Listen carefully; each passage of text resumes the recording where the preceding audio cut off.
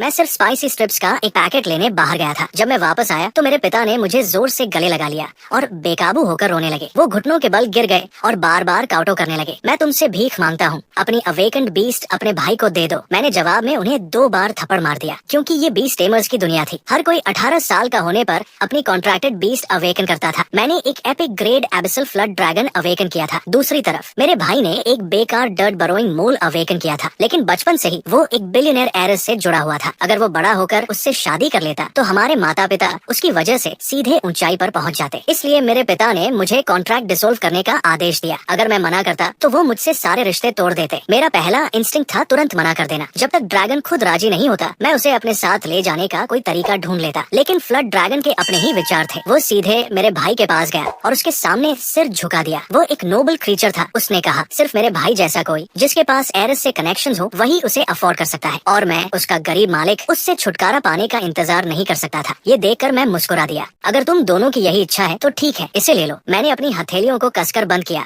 और contract chain को तोड़ दिया। एक भयानक दर्द मेरे दिमाग में फट पड़ा। कॉन्ट्रैक्ट चेन को तोड़ने से जो नुकसान होता है वो हमेशा के लिए रहता है, लेकिन मुझे ऐसे ड्रैगन की कोई जरूरत नहीं थी जो अपने ही मास्टर के खिलाफ हो जाए। मैंने दांत भींच लिए ताकि दर्द को सह सकूं और खुद को खड़ा रखने की कोशिश की। धुंधली होती नजरों के बीच मैंने देखा कि जियांग झिंगाई अचानक पछतावे से भरा हुआ मेरी तरफ दौड़ रहा था, लेकिन उसने ड्रैगन का क्रिस्टल छीन लिया और उसे मेरे भाई जियांगाई के सीने में दबा दिया। नए मास्टर कॉन्ट्रैक्ट के पूरा होते ही जियांगाई खुद को रोक नहीं पाया। उसने सिर पीछे फेंका और जोर से हंसने लगा। मेरे अंदर बदले की आग भड़क उठी। बस एक एपिक ग्रेट फ्लड ड्रैगन ही तो है ना? एक दिन मैं उस गद्दार बीस्ट को अपने हाथों से वापस छीनूंगा और उसे टुकड़े टुकड़े कर दूंगा। मेरी आंखें ठंडी हो गई। मैं मुड़ा और दरवाजे की तरफ चल पड़ा। हर कदम पहले से ज्यादा भारी लग रहा था। मेरे पीछे से मेरे पिता की आवाज आई, मुझे इसके लिए दोष मत देना। मैंने एक छोटी बिना खुशी वाली हंसी छोड़ी। मैं हंसा, मैं तुम्हें दोष नहीं देता, लेकिन आगे जो भी होगा मुझे दोष देने की हिम्मत मत करना। स्कूल का बिगिनर ट्रायल 3 दिनों में शुरू होने वाला था। सिर्फ वही लोग स्पार्क यूनिवर्सिटी में अप्लाई कर सकते थे जो इसे पास कर ले। मुझे उससे पहले एक नया बीस्ट कॉन्ट्रैक्ट बनाना ही था, इसलिए मैं एक ज्वेलरी शॉप गया और अपनी दादी द्वारा दिया गया जेड पेंडेंट 200,000 युआन में बेच दिया। फिर मैंने एक कैब ली और नानयांग सिटी के सबसे बड़े बीस्ट ट्रेडिंग हाउस वैनशू हाउस पहुंचा। मैं सीधे 8वीं मंजिल पर गया जहाँ रेयर बीस्ट सेक्शन था। हर तरह के रेयर ग्रेड बीस्ट वहाँ सजे हुए थे, लेकिन जब मैंने प्राइस टैग्स देखे, हर डिस्प्ले केस के नीचे 500,000 लिखा था। सिल्वर मून वुल्फ की कीमत 800,000 थी। 800,000। लगता था जैसे वो लोग इसे सीधे छीन ही लेना चाहते हो। मैंने शर्मिंदगी में अपनी नाक रगड़ी और अपने 200,000 को और कसकर पकड़ लिया। मैंने एक सेल्स असिस्टेंट को रोका और पूछा, क्या आपके पास कुछ सस्ता है? वो मुस्कुराई और धैर्य से सिर हिलाया। इस मंजिल पर सिर्फ रेयर ग्रेड बीस्ट थी। है, अगर आपको कुछ सस्ता चाहिए तो एक्सीलेंट ग्रेड सेक्शन देखना होगा। मैं निराश होकर जाने के लिए मुड़ा, लेकिन उसने आगे कहा, हालांकि बेसमेंट में कुछ डैमेज्ड वाले भी हैं। वे काफी सस्ते होते हैं, लेकिन उनकी क्वालिटी बहुत कम होती है। मैंने बिना हिचकिचाए कहा, मुझे वहाँ ले चलो। सिर्फ 200,000 के साथ यही मेरा एकमात्र मौका था। मैं उसके पीछे पीछे बेसमेंट में गया। वहाँ की हवा भारी और ठंडी थी और जंग लगे लोहे के पिंजरे कमरे में इधर उधर बिखरे हुए थे। मैं पिंजरों के बीच से गुजरते हुए अंदर के बीस्ट्स को देखता रहा। कुछ भी मेरा ध्यान नहीं खींच रहा था। मेरी उम्मीद धीरे धीरे खत्म होने लगी। तभी मैंने कोने में एक पिंजरा देखा। बस एक नजर में ही जानकारी की एक जबरदस्त लहर मेरी आंखों के सामने फैल गई। मैं जल्दी से वहाँ गया और देखा कि अंदर एक छोटा सा टर्टल था जो मुश्किल से हथेली के आकार का था। जब उसने किसी को आते देखा तो उसने अपना सिर उठाने की कोशिश की। हमारी नजरें मिली और उस नजर में मैंने एक बेबस बिना शब्दों वाली गुहार देखी। नाम ventral water spirit turtle, grade rare, evolution path epic grade black spirit demon turtle, fusion path 1 immortal rune shell dragon turtle, fusion path 2 legendary abyssal river saint turtle. कुल मिलाकर 26 फ्यूजन पाथ्स। मैं स्तब्ध रह गया। ये किसी भी बीस्ट में मैंने अब तक देखे गए सबसे ज्यादा फ्यूजन पाथ्स थे। रुको, मैं अचानक ठिठक गया। मेरी आंखें मेरी नजर सूची के आखिरी पाथ पर जाकर टिक गई। Legendary ice death bone chill black tortoise. क्या ये वही ब्लैक टॉर्टस था जिसके बारे में मैंने कहानियों में कल्पना की थी? मेरा गला सूख गया। मैंने हाथ बढ़ाकर उसके क्रैक्ड शेल को छुआ और मेरे भाई जियांगाई की लापरवाह मुस्कान और मेरे पिता का ठंडा बेरुखा चेहरा मेरे दिमाग में फिर से उभर आया। जैसे ही उस छोटे टर्टल ने मेरे अंदर की बदले की आग को महसूस किया, उसके शेल की दरारों से गर्मी निकलने लगी। मैंने नीचे देखा तो गंदे पानी में फ्लड ड्रैगन की परछाई चमक रही थी। फिर टर्टल ने अपना छोटा सा पंजा उठाया और उस परछाई को बिखेर दिया। मैंने उस छोटे जीव को गहरी प्रशंसा के साथ देखा और तय कर लिया कि एबिसल फ्लड ड्रैगन ब्लैक टॉर्टस के रास्ते की पहली सीढ़ी बनेगा। किस्मत से वैनशू हाउस के बेसमेंट वेयरहाउस में एक डैमेज्ड कोल्ड वाटर सपेंट रखा था जो इस फ्यूजन के लिए बिल्कुल सही था। मैंने सावधानी से छोटे टर्टल को जंग लगे पिंजरे से बाहर निकाला। फिर कोने में रखे सपेंट के पिंजरे के पास गया, उसे भी निकाला और कहा, मैं ये दोनों लेता हूँ। असिस्टेंट ने मेरी दृढ़ता देखी और ज्यादा कुछ नहीं कहा। उसने कहा, ठीक है, 50,000 ईच। 50,000 मेरी पहुँच में था। मुझे जल्दी थी उन्हें वापस ले जाकर उनके स्पिरिट कार्ड्स निकाल निकालने की, इसलिए मैंने तुरंत 1 लाख दे दिए। असिस्टेंट की मुस्कान और चौड़ी हो गई और वो मुझे वापस मेन फ्लोर पर ले गई। मैंने कहा, मेरे पास 1 लाख बचे हैं, क्या आप मेरे लिए 3 मटेरियल्स ला सकती हैं? और मैंने उसे फ्यूजन के लिए जरूरी चीजों के नाम बताए। जब असिस्टेंट दूर गई तो हॉल में मौजूद हर नजर मेरी तरफ मुड़ गई। देखो उस लड़के को, उसने 2 टूटे फूटे बीस्ट्स खरीद लिए। क्या वो पूरी तरह पागल हो गया है? उनका क्या करोगे? बस बोझ बनेंगे। उनकी बातें मेरे कानों तक पहुंची। मेरी हथेलियों में रखे छोटे टर्टल और सर्पेंट खुद में सिमट गए। उनका धीमा रोना रुक नहीं रहा था। मैंने उनकी कंपकंपी को अपनी त्वचा पर महसूस किया। मैंने उन लोगों की आंखों में सीधा ठंडा नजर डाला जो उनका मजाक उड़ा रहे थे। फिर मैंने उन दोनों छोटे जीवों से कहा, उनकी बात मत सुनो, तुम बोझ नहीं हो, मैंने तुम्हें चुना है और यही तुम्हें दुनिया का सबसे बेहतरीन बनाता है। दोनों छोटे जीव अविश्वास से मुझे देखने लगे। धीरे धीरे सावधानी से उन्होंने अपने झुके हुए सिर उठाए। मैंने नीचे देखकर उन्हें एक दृढ़ इशारा किया। कोई भी मेरे बीस्ट्स के बारे में ऐसा नहीं कह सकता। तभी असिस्टेंट दौड़ती हुई वापस आई और मुझे 3 डिब्बे थमा दिए। मटेरियल्स ने मेरे बचे हुए 1 लाख भी खत्म कर दिए। अब मैं पूरी तरह से खाली हो चुका था। मैंने मटेरियल्स लिए वैनशू हाउस से बाहर निकला और सीधे होटल की तरफ चल पड़ा। मैंने पर्दे खींच दिए। मुझे नहीं पता था कि फ्यूजन प्रोसेस क्या रूप लेगा, लेकिन इतना तय था कि इस तरह की रियलिटी बेंडिंग चीज किसी और को नहीं देखनी चाहिए। मैंने कहा, अब मैं तुम्हें और मजबूत बनाने जा रहा हूँ। थोड़ा दर्द हो सकता है, अगर ज्यादा लगे तो मुझे रुकने के लिए कहना। दोनों ने सिर हिलाया और चुपचाप एक वादा किया, चाहे दर्द उन्हें मार ही क्यों न दे, वे आवाज नहीं निकालेंगे, वे मजबूत बनेंगे। हम अपने सामने खड़े इस दयालु मास्टर की रक्षा करेंगे। मैंने तीनों डिब्बे खोले और फ्यूजन मटेरियल्स को बाहर रखा। अब इस sunken coffin, underworld river water और एक बाइंडिंग नॉट। चलो शुरू करते हैं। फ्यूजन प्रक्रिया स्मूथली चली। आखिर तक दोनों छोटे जीव दर्द से बेहोश हो गए, लेकिन उन्होंने एक भी आवाज नहीं निकाली। मेरा दिल उनके लिए दुख से भर गया। अगली बार इतना कठोर मत बनना, मजबूत बने बिना भी मैं तुम दोनों को अपने पास रखता। तभी एक सुनहरी रोशनी का स्तंभ उन्हें घेरने लगा। एक अदृश्य लहर दीवारों को पार करते हुई सीधे आसमान की ओर चली गई और चारों तरफ रोशनी बिखेर दी। सौभाग्य से कमरे की हर दरार पूरी तरह सील थी। बाहर किसी को कुछ भी पता नहीं चला। नानयांग सिटी के गवर्नर ऑफिस में गवर्नर सुटिंगलुन नानयांग में अचानक प्रकट हुए नए रिफ्ट को लेकर एक मीटिंग के बीच में थी। अगले ही पल एक जोरदार धमाका हुआ और एक दरार सीधे कॉन्फ्रेंस टेबल को चीरती हुई निकल गई। सुटिंगलुन की आंखें सिकुड़ गई। उन्होंने तुरंत खिड़की से नीचे शहर की ओर देखा। उन्होंने पहले कभी इतनी शक्तिशाली गोल्डन आभा नहीं देखी थी। ऐसी ऊर्जा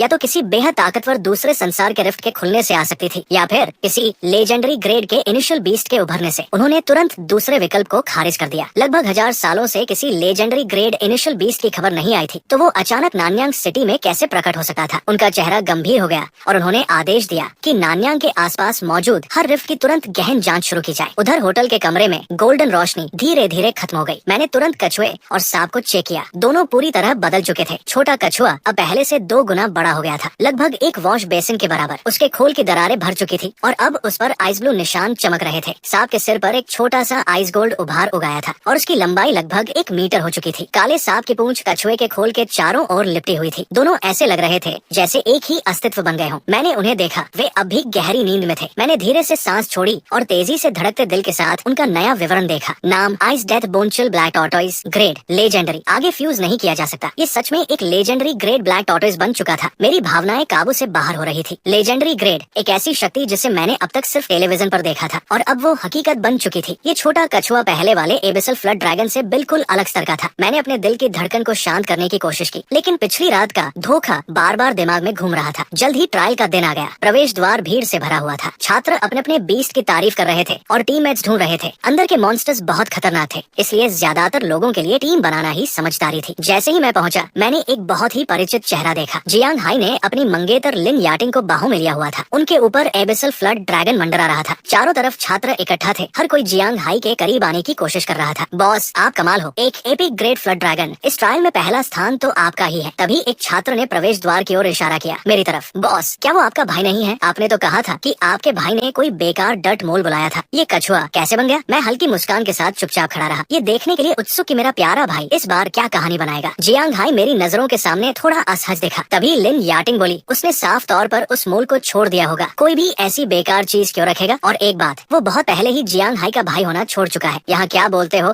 थोड़ा संभल कर बोलो। ये कहकर वो वापस जियांग हाई के पास सटकर खड़ी हो गई। मैं खुद को हंसने से रोक नहीं पाया। मेरा प्यारा छोटा भाई सच में कहानी घुमाने में माहिर था। आखिर कब मैंने कोई बेकार मोल अवेकन किया था? लेकिन अभी बदला लेने का समय नहीं था। जैसे ही हम ट्रायल के अंदर जाएंगे, मुझे अपना मौका मिल जाएगा। जियांग हाई ने एक थकी हुई सांस ली और लिन याटिंग के साथ मेरी तरफ बढ़ा। उसने कहा, क्यों बेकार कछुआ लेकर आए हो? खुद को मरवाने के लिए? मैं ठंडी मुस्कान के साथ बोला, जियांग हाई, अफसोस है कि तुमने एक्टिंग में करियर नहीं बनाया। मैं यहाँ तुमसे बहस करने नहीं आया हूँ, बस एक सलाह दूंगा। मैं थोड़ा रुका और उसे खुले तिरस्कार से देखा। कचरा हमेशा कचरा ही रहता है। किसी और की चीज चुरा लेने से तुम नहीं बदल जाते। मैं मुड़कर जाने लगा। तभी जियांग हाई गुस्से में चिल्लाया, तू कचरा अभी भी बकवास कर रहा है, मैं तुझे ऐसा सबक सिखाऊंगा जो तू कभी नहीं भूलेगा। फिर उसने एबिसल फ्लड ड्रैगन से कहा, जाओ उस कछुए के टूटे हुए खोल को चकनाचूर कर दो। बात पूरी होने से पहले ही एबिसल फ्लड ड्रैगन तेजी से आगे बढ़ा। उसकी बैंगनी पूंछ रेजर की तरह तेज हो गई और सीधे मेरे बीस्ट की तरफ वार किया। भीड़ में सहानुभूति भरी नजरें दिखने लगी। बेचारे का बीस्ट तो बुरी तरह घायल हो जाएगा। फ्लड ड्रैगन वाले भाई के सामने इसकी क्या औकात। उनकी नजरों में मेरे पास प्रतिक्रिया देने का कोई मौका नहीं था। लेकिन जैसे ही ड्रैगन की पूंछ खोल पर गिरी, एक वाटर शील्ड अचानक बन गई और पूरे वार को सोख लिया। असंभव, इसने इतनी जल्दी कैसे रिएक्ट किया। और सबसे बड़ी बात, उस कछुए ने फ्लड ड्रैगन का हमला रोक दिया। चारों तरफ हैरानी की आवाजें गूंज उठी, यहाँ तक कि जियांग हाई भी स्तब्ध रह गया। तभी एक हल्की हंसी सबके कानों में पड़ी। मैंने मुस्कुराते हुए जियांग हाई की तरफ देखा और कहा, मुझे पता था तुम कुछ ऐसा ही करोगे। तुमने पहले हमला किया है, अब ये मत कहना कि मैं फेयर नहीं खेल रहा। उसी समय घंटी बज गई। बिगिनर ट्रायल आधिकारिक रूप से शुरू हो चुका था। आसपास के छात्र हर दिशा में बिखर गए। मैंने हल्का सा भौहें सिकोड़ते हुए अपने बीस्ट को हाथ उठाकर रोका। जियांग हाई ने मौका देख कर लिन याटिंग का हाथ पकड़ा और प्रवेश द्वार की ओर भाग गया। अंदर जाते समय उसने मुड़कर मुस्कुराते हुए कहा, बेकार इंसान, देखते हैं अंदर कैसे मरते हो। मैंने ठंडी नजरों से उसे देखा, फिर अपने बीस्ट के साथ प्रवेश द्वार की ओर बढ़ गया। ट्रायल स्पेस के अंदर मैं खुद को एक घने जंगल में खड़ा पाया। ऊपर डिटेक्शन ऑब्स घूम रहे थे, हर चीज पर नजर रखते हुए। नियमों के अनुसार मुझे मॉन्स्टर्स को मारकर पॉइंट्स कमाने थे और पूरी अलायंस में टॉप 1000 में जगह बनानी थी। मैंने समय देखा, ट्रायल खत्म होने में 3 घंटे बचे थे। मुझे तुरंत आगे बढ़ना था। शुआन बाओ, इस बार हम पहला स्थान लेने जा रहे हैं। शुआन बाओ वो नाम था जो मैंने उसके असली ब्लैक टॉर्टोइज होने की पहचान छिपाने के लिए दिया था। शुआन बाओ ने दृढ़ता से सिर हिलाया। उसकी आंखें शांत और आत्मविश्वास से भरी थी। मैंने उसके सिर पर हाथ फेरा और जंगल के अंदर आगे बढ़ गया। जल्द ही हमारी मुलाकात पहले मॉन्स्टर से हुई। लगभग तुरंत ही हमारे सामने 1-2 मीटर लंबा टिम्बर वुल्फ आ गया, जिसकी फर सिल्वर ब्लू थी। उसका नाम था थंडरफैंग वुल्फ, ब्रॉन्ज टियर 2। हमारा पहला ही सामना एक टियर 2 बीस्ट से हुआ और वो भी लाइटनिंग टाइप। ज्यादातर लोगों के लिए ये बहुत बुरा संकेत होता। एक छोटी सी गलती का मतलब सीधा मौत हो सकता था। लेकिन मेरा चेहरा शांत था। मैंने कहा, शुआन बाओ, इसे खत्म करो। शुआन बाओ इसी पल का इंतजार कर रहा था। उसके अंदर बैटल फ्यूरी जल रही थी। ये उसके ट्रांसफॉर्मेशन के बाद पहली लड़ाई थी। मेरे आदेश पर उसके शरीर से गहरे नीले पानी की लहरें फैलने लगी। वो झपटा। पानी की लहर ने आसानी से थंडरफैंग वुल्फ के लाइटनिंग बाइट को रोक दिया और उसके 2 दांत तक तोड़ दिए। वुल्फ पीछे उछलकर एक पेड़ से जा टकराया। मैंने कहा, यिन एबिस मिस्ट इस्तेमाल करो। शुआन बाओ ने अपना मुंह खोला और गहरे नीले पानी की भाप बाहर छोड़ी। धुंध ने थंडरफैंग वुल्फ को पूरी तरह घेर लिया। एक भयानक चीख हवा में गूंज उठी। जब धुंध हटी तो जमीन पर सिर्फ साफ सुथरी हड्डियों का ढांचा बचा था। एक एनर्जी ऑर्ब उस कंकाल से उठकर सीधे शुआन बाओ में समा गया। मैंने महसूस किया कि शुआन बाओ में बदलाव आ रहा है। बस एक और टियर 2 किल और वो खुद टियर 2 तक पहुंच जाएगा। लेकिन सबसे हैरानी की बात यह थी कि ब्लैक टॉर्टोइज ने एक ही मूव में टियर के अंतर के बावजूद थंडरफैंग वुल्फ को खत्म कर दिया था। शुआन बाओ, तुम कमाल हो। मैं उसे गले लगाने के लिए झुका, लेकिन देखा कि वो रो रहा था। मैं समझ गया, वो बहुत ज्यादा उत्साहित था। वो लंबे समय तक वानशो हाउस के अंधेरे बेसमेंट में रहा था, जहाँ उसे सिर्फ मजाक और तिरस्कार ही मिला था। अब आखिरकार वो सब पीछे छूट चुका था। इतने बड़े बदलाव का भाव उसके अंदर फूट पड़ा था। मैंने उसके सिर पर धीरे से हाथ फेरा। अब वो जिंदगी खत्म हो चुकी है। तुम दोनों अब दुनिया के सबसे ताकतवर बीस्ट बनने वाले हो। दोनों ने जोर से सिर हिलाया। आंसू उनके चेहरों पर बह रहे थे। उन्होंने मन ही मन कसम खाई कि आज के बाद वे अपनी जान देकर भी अपने मास्टर की रक्षा करेंगे। फिर हम आगे बढ़े और भी मजबूत शिकार की तलाश में। थंडरफैंग वुल्फ के बाद हमने और कठिन टारगेट्स ढूंढने शुरू किए। करीब 10 मिनट बाद हमारा दूसरा मॉन्स्टर सामने आया। एक bronze tier 2 poison tail scorpion. वो पॉइजन टाइप जरूर था,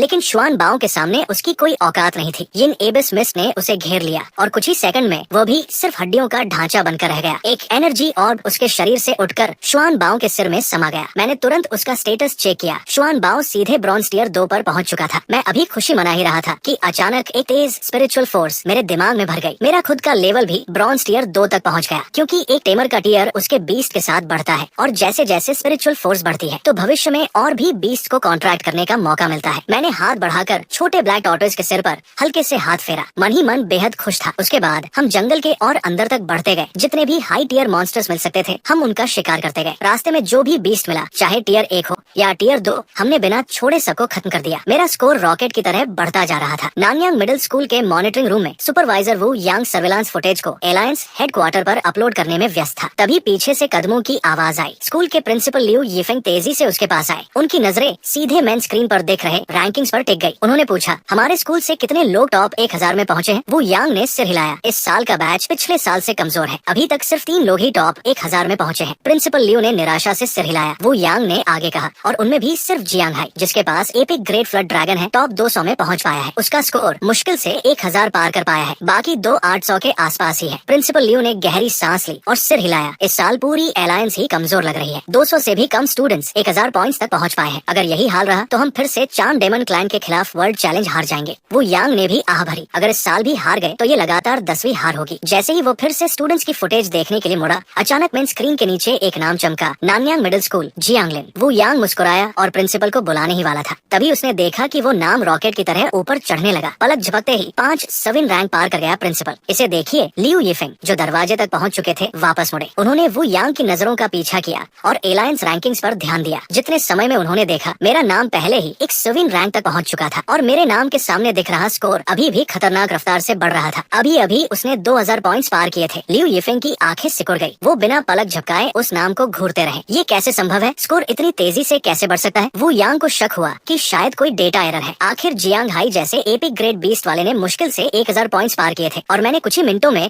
उसे 1000 पॉइंट से पीछे छोड़ दिया था। उसने तुरंत पूरा सिस्टम चेक किया, यहाँ तक कि एलायंस हेडक्वार्टर में रिपोर्ट भी भेजी, लेकिन कहीं कोई गलती नहीं मिली। लियू यिफेंग ने कोशिश की, खुद को संभालने की कोशिश कर रहे थे, लेकिन उनके होठों के कोने उनका साथ नहीं दे रहे थे। मेरा स्कोर पहले ही 3000 पार कर चुका था और मैं पूरे एलायंस में टॉप 10 में पहुंच गया था। पहले स्थान से मेरा अंतर सिर्फ 600 पॉइंट्स रह गया था और मैं रुकने का कोई संकेत नहीं दे रहा था। प्रिंसिपल लियू ने जोर से कहा, उसकी सर्विलांस फीड तुरंत स्क्रीन पर लाओ। अगर मुझे सही याद है वो जियांग हाई का बड़ा भाई है, लेकिन सुना था उसने सिर्फ एक ऑर्डिनरी ग्रेड डर्ट मोल किंग अवेकन किया था। वो यांग अब पूरी स्थिति की गंभीरता समझ चुका था। उसने तुरंत मेरी लाइव फीड स्क्रीन पर डाल दी। मेरा नाम अब भी ऊपर चढ़ रहा था। मैं पहले स्थान पर पहुंच चुका था और मेरा स्कोर 5000 पॉइंट्स पार कर गया था। लियू यिफेंग अब अपनी इमेज की परवाह किए बिना सीधे स्क्रीन के पास आकर देखने लगे। फीड में मैं छोटे ब्लैक टॉर्टोइज के साथ जंगल के अंदर एक धारा के किनारे आगे बढ़ रहा था। ध्यान से देखने पर पता चला कि टेमर और बीस्ट दोनों ही ब्रॉन्ज टियर 4 तक पहुंच चुके थे। मैंने कहा, शुआनबाओ, तुम्हें यकीन है कि अंदर टियर 6 मॉन्स्टर हैं? छोटे ब्लैक टॉर्टोइज ने बिना हिचकिचाए सिर हिलाया। उसकी आंखें पूरी तरह स्थिर थी। आधा घंटा बाकी है, आज पता चल जाएगा कि टियर 6 मॉन्स्टर कितना ताकतवर होता है। करीब 10 मिनट बाद सच में एक ब्रॉन्ज टियर 6 मॉन्स्टर हमारे सामने आ गया। नाम स्पाइनबैक बेयर, ब्रॉन्ज टियर 6। मैंने उस गहरे भूरे रंग के स्पाइनबैक बेयर को देखा। उसकी टियर 6 ब्रॉन्ज आभा का दबाव ही अलग स्तर का था, नीचे के किसी भी टियर से बिल्कुल अलग। अगर शुआनबाओ टियर 5 पर होता तो मुझे बिल्कुल चिंता नहीं होती, लेकिन हम अभी सिर्फ टियर 4 पर थे, पूरे 2 टियर नीचे। लेकिन जो बात मुझे और ज्यादा परेशान कर रही थी वो ये थी कि मैं वहाँ अकेला नहीं था। एक 5 लोगों की टीम उस स्पाइनबैक बेयर से लड़ रही थी और लगातार पीछे धकेली जा रही थी, धीरे धीरे धारा के किनारे तक पहुँचती हुई। एक टीममेट ने डरते हुए कहा, बॉस, क्या हम यहाँ से निकल सकते हैं? डर किस बात का? ये पहले से कमजोर हो रहा है, लड़ते रहो। झांग हाई ने अपने एक साथी का हाथ पकड़कर उसे आगे धक्का दे दिया। मैं ये सब चुपचाप देख रहा था। ये वही था जो मेरा छोटा भाई हमेशा से था, अपने फायदे के लिए कुछ भी कर सकता था। क्या ही संयोग था, मेरा प्यारा छोटा भाई। मैं ठंडी खामोशी के साथ सही मौके का इंतजार कर रहा था। जिस टीममेट को आगे धक्का दिया गया था उसने पीछे हटने की कोशिश की, लेकिन एबिसल फ्लड ड्रैगन ने उसका रास्ता रोक लिया। वो फंस चुका था, न आगे जा सकता था न पीछे हट सकता था। स्पाइनबैक बेयर ने एक पल भी देर नहीं की, एक ही भयानक वार और सब खत्म हो गया। झांग हाई जरा भी नहीं हिला, एक पल के लिए भी नहीं। उसने तुरंत एक और साथी को पकड़ लिया। अब तेरी बारी है। वो साथी समझ भी नहीं पाया कि क्या हो रहा है और उसे सीधे भालू के सामने फेंक दिया गया। उसकी आंखें लाल हो गई और उसने अपनी आखिरी सांस में चिल्लाया, झांग हाई, तू घटिया इंसान है। लेकिन झांग हाई की आंख तक नहीं झपकी। उसने आखिरी साथी को भी आगे धकेल दिया और एबिसल फ्लड ड्रैगन की ओर इशारा किया। मौका देकर भालू को रोक लेना, हमें भागने का समय मिलना चाहिए। स्पाइनबैक बेयर ने एक और शरीर को अपनी ओर आते देखा। उसने तुरंत अपना 1000 कांटों वाला क्रोधी पंजा उठाया, उसे खत्म करने के लिए तैयार। लेकिन अचानक उसके पंजे धीमे पड़ गए। बिना किसी चेतावनी के गहरे नीले रंग की धुंध ने पूरे भालू को घेर लिया। अंदर से आत्मा को चीर देने वाली चीख गूंज उठी। जब धुंध छंटी तो वहाँ सिर्फ हड्डियों का ढांचा बचा था। झांग हाई का शरीर सख्त हो गया। उसने तुरंत लिन याटिंग का हाथ पकड़ा और भागने के लिए मुड़ा, लेकिन वो हिल भी नहीं पाया। काफी समय हो गया छोटे भाई। मेरी आवाज उससे पहले पहुंची जितनी जल्दी मैं खुद पहुंचा। झांग हाई ने अविश्वास से मुड़कर मुझे देखा और मैं उसकी ओर चलते हुए मुस्कुरा रहा था। मैंने उसके गाल पर हल्के से थपथपाया। क्या हुआ? अब मुझे भाई कहने में दिक्कत हो रही है। उसी समय स्पाइनबैक बेयर के कंकाल से एक एनर्जी ऑर्ब निकला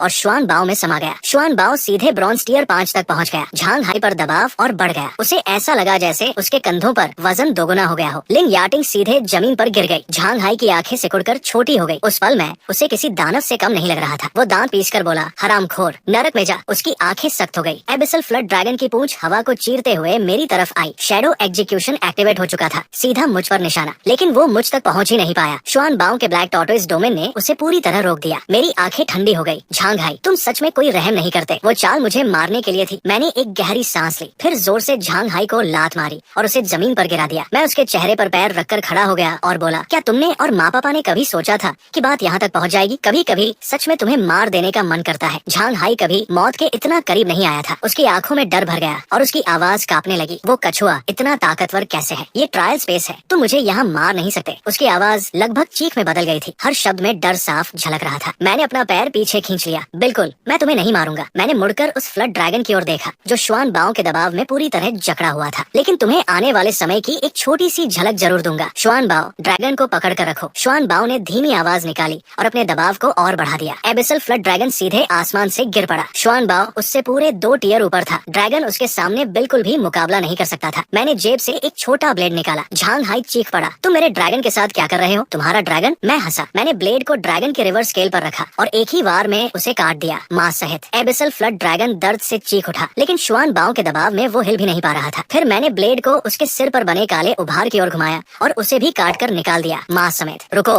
बस करो। झांग हाई की आंखें खून जैसी लाल हो गई। उसका चेहरा बेबसी और गुस्से से विकृत हो गया था। लेकिन उसी समय हमारे आसपास की जगह बदलने लगी। 3 घंटे का ट्रायल खत्म हो चुका था। हर स्टूडेंट को जंगल से बाहर खींचकर दूसरे स्टेज के ट्रायल एरिना में पहुंचा दिया गया। मॉनिटरिंग रूम में प्रिंसिपल लियू येफेंग मेरी फीड के आखिरी जमे हुए दृश्य को देख रहे थे। उनकी आंखों में साफ एडमिरेशन था। वो यांग ने ताजा फुटेज एलायंस हेडक्वार्टर पर अपलोड कर दी। ट्रायल की फाइनल रैंकिंग लॉक हो गई। पहला स्थान Nanyang middle school Zhanglin 10,860 points. Rank दूसरा स्थान बहुत पीछे सु शियाओ शियाओ सिर्फ 2,600 पॉइंट्स। प्रिंसिपल लियू का दिल तेजी से धड़क रहा था जब वो स्क्रीन के सबसे ऊपर लिखे नाम को देख रहे थे। नानयांग सिटी ने अभी अभी एलायंस का पहला रैंक पैदा किया था। वो खुद को संभालने की कोशिश कर रहे थे। तभी मॉनिटरिंग रूम का दरवाजा जोर से खुला। गवर्नर सु टिंगलुन अंदर आई और सीधे प्रिंसिपल की तरफ देखा। ये झांगलिन का मामला क्या है? एलायंस हेडक्वार्टर मुझे लगातार कॉल कर रहा है। प्रिंसिपल लियू ने हल्की हंसी के साथ पूरी कहानी बता दी। फिर उन्होंने स्क्रीन पर जमी हुई इमेज की तरफ इशारा किया और कहा, 60 सालों में मैंने अपने जीवन में ऐसा बीस्ट कभी नहीं देखा। सु टिंगलुन स्क्रीन की तरफ देख रही थी। वो कछुए और काले सांप का संयोजन एक ही वार में स्पाइनबैक बेयर को खत्म कर चुका था। प्रिंसिपल ने कहा, जी। फिर भी सु टिंगलुन को यकीन नहीं हो रहा था। एक टियर 5 का कछुआ जो मुश्किल से वॉश बेसिन जितना बड़ा था, उसने टियर 6 स्पाइनबैक बेयर को सीधे खत्म कर दिया था। लेकिन पूरी सच्चाई उन्हें ट्रायल खत्म होने के बाद ही पता चलनी थी। उन्होंने कहा, सेकंड स्टेज की फीड दिखाओ। मैं और श्वान बाओ एक कमरे में पहुंचे जो 100 मीटर से भी छोटा था। चारों दीवारें बाउंड्री क्रिस्टल से बनी थी। अंदर सिर्फ हम दोनों थे। मैंने ड्रैगन के रिवर्स स्केल और हॉर्न जो मैंने काटे थे जेब में रख लिए। झांग हाई, तुम्हारा एबिसल फ्लड ड्रैगन बुरी तरह घायल है। अब तुम स्पार्क यूनिवर्सिटी में एडमिशन नहीं ले पाओगे। सेकंड स्टेज अब मॉन्स्टर्स को मारकर पॉइंट्स कमाने का नहीं था। यहाँ असली टेस्ट ये था कि हर स्टूडेंट कितनी देर तक पपेट अटैकर्स के खिलाफ टिक सकता है। जितना ज्यादा समय उतने ज्यादा पॉइंट्स। मैंने खुद को संभाला और अपने पैर मजबूत करके खड़ा हो गया। पत्थर का दरवाजा खुला। एक ट्रायल पपेट अंदर आया। रॉक स्टील से बना हुआ टियर, ब्रॉन्ज 2। उसने एक पल भी नहीं रुका। वो सीधे श्वान बाओ को नजरअंदाज करते हुए मेरी तरफ दौड़ा। श्वान बाओ, इसे खत्म करो। श्वान बाओ ने तुरंत आदेश माना। पहले उसने अपने प्रेशर से उसकी गति धीमी कर दी। फिर यिन एबिस मिस छोड़कर उसे पिघलाकर लिक्विड मेटल में बदल दिया। मैं उस पिघले हुए स्टील को देखता रहा और धीरे से सांस ली। ये पपेट्स पहले बीस्ट पर हमला नहीं करते थे। वे सीधे टेमर को निशाना बनाते थे। मैं तुरंत श्वान बाओ के पीछे खड़ा हो गया। मैं अब ब्रॉन्ज टियर 5 पर था, लेकिन बिना अवेकन एबिलिटी के मैं एक आम इंसान से अलग नहीं था। टेमर्स को उनकी असली शक्ति डायमंड टियर पर मिलती है। उससे पहले वे लड़ाई में साधारण ही होते हैं। तभी पत्थर का दरवाजा फिर खुला। इस बार एक और ताकतवर पपेट अंदर आया। श्वान बाओ तुरंत हरकत में आया और मुझे ब्लैक टॉर्टोइस डोमेन में ढक लिया। नया पपेट जलते हुए पत्थर से बना था। नाम ब्लेज पपेट टियर, ब्रॉन्ज 3। उसने बिना समय गवाए अपना बाया हाथ उठाया और मेरी तरफ 3 तेज आग के गोले फेंके। मेरे पास रिएक्ट करने का समय नहीं था, लेकिन श्वान बाओ का डोमेन मुझे सुरक्षित रखे रहा। 3 मिनट बीत गए। ब्रॉन्ज टियर 5 थंडर पपेट को खत्म करने के बाद अगली वेव बदल गई। मैं दीवार के सहारे खड़ा हो गया और देखा कि इस बार 2 नए पपेट अंदर आए। एक वुड पपेट और एक अर्थ पपेट, दोनों ब्रॉन्ज टियर 5। मैं लगातार मूव करता रहा, ये सुनिश्चित करते हुए कि उनकी रेंज से बाहर रहूं। एक भी वार लगता तो ट्रायल वही खत्म हो जाता। उधर मॉनिटरिंग रूम में गवर्नर सु टिंगलुन ने आखिरकार मेरी असली ताकत देख ली थी। अब मैं सिर्फ रैंक नहीं रहा था, मेरा स्कोर 20,000 पार कर चुका था। मैं इतिहास का पहला रैंक बन चुका था। सु टिंगलुन की आंखें सिकुड़ गई। वो स्क्रीन पर दिख रहे नाम को बिना पलक झपकाए देख रही थी। स्पार्क एलायंस में आखिरी बार रैंक 2000 साल पहले देखा गया था। ट्रायल स्पेस के अंदर मैंने मैकेनिकल चैलेंजेस को पार कर चुका था। अब 9 मिनट हो चुके थे, लेकिन अब मेरे लिए रास्ता खत्म होने वाला था। अचानक 10 ब्रॉन्ज टियर 5 ट्रायल पपेट्स के कोर तेजी से घूमने लगे। उनके एलिमेंट्स आपस में मिलकर एक दूसरे में घुलने लगे और फिर वे सब मिलकर एक विशाल संयुक्त पपेट में बदल गए। वो करीब 5 मीटर लंबा था और उसके शरीर का रंग लगातार बदल रहा था। मैं ये देखकर पूरी तरह हैरान रह गया। ये विशाल पपेट सीधे सिल्वर टियर तक पहुंच चुका था। श्वान बाओ भी उसे हरा नहीं सकता था और आखिरकार हम हार गए। सर्वाइवल टाइम ठीक 1000 सेकंड पर लॉक हो गया। फाइनल स्कोर 30,000 से ज्यादा पॉइंट्स। Rating SS rank. सु टिंगलुन पूरी तरह स्तब्ध रह गई। उन्होंने अपनी जिंदगी में कभी भी स्पार्क एलायंस ट्रायल में 30,000 पॉइंट्स का स्कोर नहीं सुना था। जब इस ट्रायल सिस्टम को डिजाइन किया गया था, तब इसकी ऊपरी सीमा इस सोच के साथ तय की गई थी कि कोई भी इसे कभी पार नहीं कर पाएगा, क्योंकि इसे पार करने के लिए कम से कम एक लेजेंडरी ग्रेड बीस्ट चाहिए होता, और वो भी कोई साधारण नहीं। अचानक सु टिंगलुन को एक बात याद आई, वही जबरदस्त ऊर्जा की लहर जो एक दिन पहले नानयांग सिटी में फैली थी। उस समय उन्हें लगा था कि कोई नया इंटरडायमेंशनल रिफ्ट खुला है, लेकिन अब उन्हें अपना जवाब मिल गया था। उसी समय मैं शुआन बाओ के साथ ट्रायल स्पेस से बाहर आया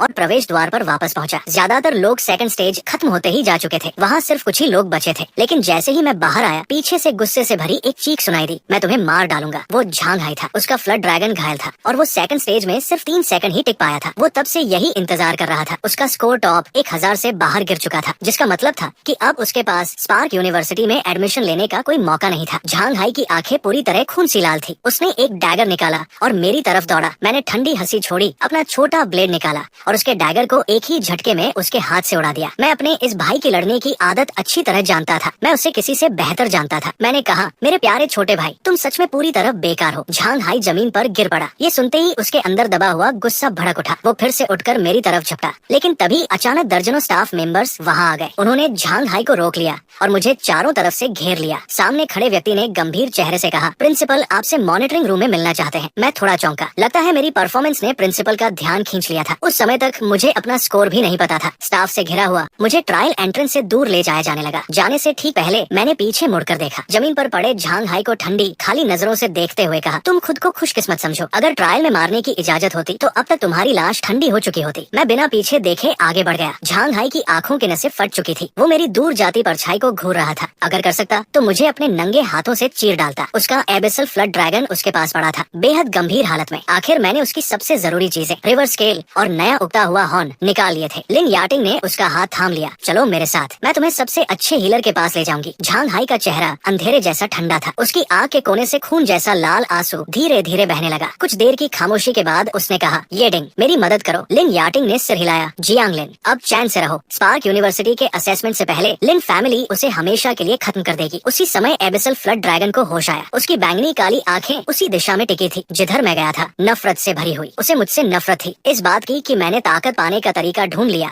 और उसे कभी नहीं बताया। अगर बताया होता तो वो कभी उस बेकार झांग हाई को नहीं चुनता। उसे मुझसे इस बात की भी नफरत थी कि मैंने हमारे पुराने रिश्ते की परवाह नहीं की और ठंडे दिल से उसकी स्केल और हॉर्न काट लिए। उधर नानयांग मिडिल स्कूल के मॉनिटरिंग रूम में मैं स्टाफ के साथ पहुंच चुका था। प्रिंसिपल लियू यिफेंग आगे आए और एक प्रभावशाली महिला की ओर इशारा किया। ये है नानयांग सिटी की गवर्नर सु टिंगलुन। फिर उन्होंने एक मध्यम उम्र के आदमी की ओर इशारा किया। इस बार उनका व्यवहार और भी सम्मानजनक था। और ये है चीफ इंस्ट्रक्टर शु जियान, जिन्हें मिलिट्री ने भेजा है। मिलिट्री डिस्ट्रिक्ट के गवर्नर चीफ इंस्ट्रक्टर शु जियान हर शहर में होने वाले बिगिनर ट्रायल्स की फेयरनेस की निगरानी करते हैं। ये नाम स्पार्क अलायंस के हर कोने में गूंजता था, क्योंकि शु जियान सिर्फ एक सेक्रेट ग्रेड बीस्ट टेमर ही नहीं थे, बल्कि वही व्यक्ति थे जिन्होंने 10 साल पहले ड्रैगन किंग क्लैन के खिलाफ वर्ल्ड चैलेंज में फर्स्ट प्लेस हासिल किया था। मैंने तुरंत झुककर उन्हें सम्मान दिया। गवर्नर चीफ इंस्ट्रक्टर शु जियान ने हल्का सा सिर हिलाया, मुस्कुराए और मुझे उठाया। उन्होंने कहा, तुम्हारा नाम पूरे मिलिट्री हेडक्वार्टर्स में चर्चा का विषय बना हुआ है। SSS रैंक रेटिंग में फर्स्ट प्लेस और टोटल स्कोर 30,000 से ऊपर, पूरे अलायंस में पहला स्थान। ये सुनकर मैं सच में हैरान था। ये परिणाम मेरी उम्मीद से कहीं ज्यादा था। मैंने कभी नहीं सोचा था कि मैं अलायंस रिकॉर्ड तोड़ दूंगा। शु जियान ने मेरे कंधे पर हाथ रखा और कहा, तुम्हारी वजह से अलायंस और मिलिट्री की टॉप लीडरशिप में हलचल मच गई है। क्या सच में ये इतना बड़ा मामला है? मैंने हल्की हंसी के साथ सिर खुजलाया। तभी शु जियान का चेहरा गंभीर हो गया। उन्होंने कहा, कई बड़े फैक्शंस ने तुम्हें खतरे के रूप में चिन्हित कर लिया है, सिर्फ इसलिए क्योंकि तुम अलायंस हिस्ट्री के पहले SSS रैंक हो। तुम्हारा लेजेंडरी ग्रेड इनिशियल बीस्ट आखिर आया कहाँ से? ये सुनकर मेरा दिल एक पल के लिए रुक गया। शु जियान ने पहचान लिया था, जो कि स्वाभाविक था। वो एक सेक्रेट ग्रेड टेमर थे, इसलिए अगर वो XUAN बाओ के लेजेंडरी ग्रेड को न पहचानते तो वही आश्चर्य की बात होती। मैंने तुरंत खुद को संभाला और कहा, मुझे XUAN बाओ दक्षिणी आउटस्कर्ट्स में जंगली सब्जियां खोते समय मिला था। वो एक छोटे से स्ट्रीम के पास बेहोश पड़ा था। जब मैं वहाँ पहुँचा तब उसके आसपास स्पेशल रिपल्स मौजूद थे। Special ripples? क्या ये सबवर्ल्ड ड्रिफ्ट हो सकता है? ये विचार तुरंत शु जियान के मन में आया। इस दुनिया में 2 तरह के रिफ्ट होते हैं, वर्ल्ड ड्रिफ्ट्स और सबवर्ल्ड ड्रिफ्ट्स। वर्ल्ड ड्रिफ्ट्स ऐसे विशाल और पूर्ण वर्ल्ड से जुड़े होते हैं जिनके अपने विकसित लॉज होते हैं, जैसे ड्रैगन किंग वर्ल्ड या चार्म डीमन वर्ल्ड, जिनसे इस साल अलायंस का टकराव होना तय है। इन ज्यादातर वर्ल्ड्स का स्वभाव मानवता के प्रति हॉस्टाइल होता है और वे लगातार अलायंस को एब्जॉर्ब करने की साजिश करते रहते हैं। इसलिए अलायंस ने अपनी टॉप फोर्सेस को तैनात कर सभी 36 वर्ल्ड ड्रिफ्ट्स को बॉर्डर वॉर जोन में प्रोटेक्टिव वॉल के बाहर स्थानांतरित कर दिया है। इसके विपरीत सबवर्ल्ड ड्रिफ्ट्स छोटे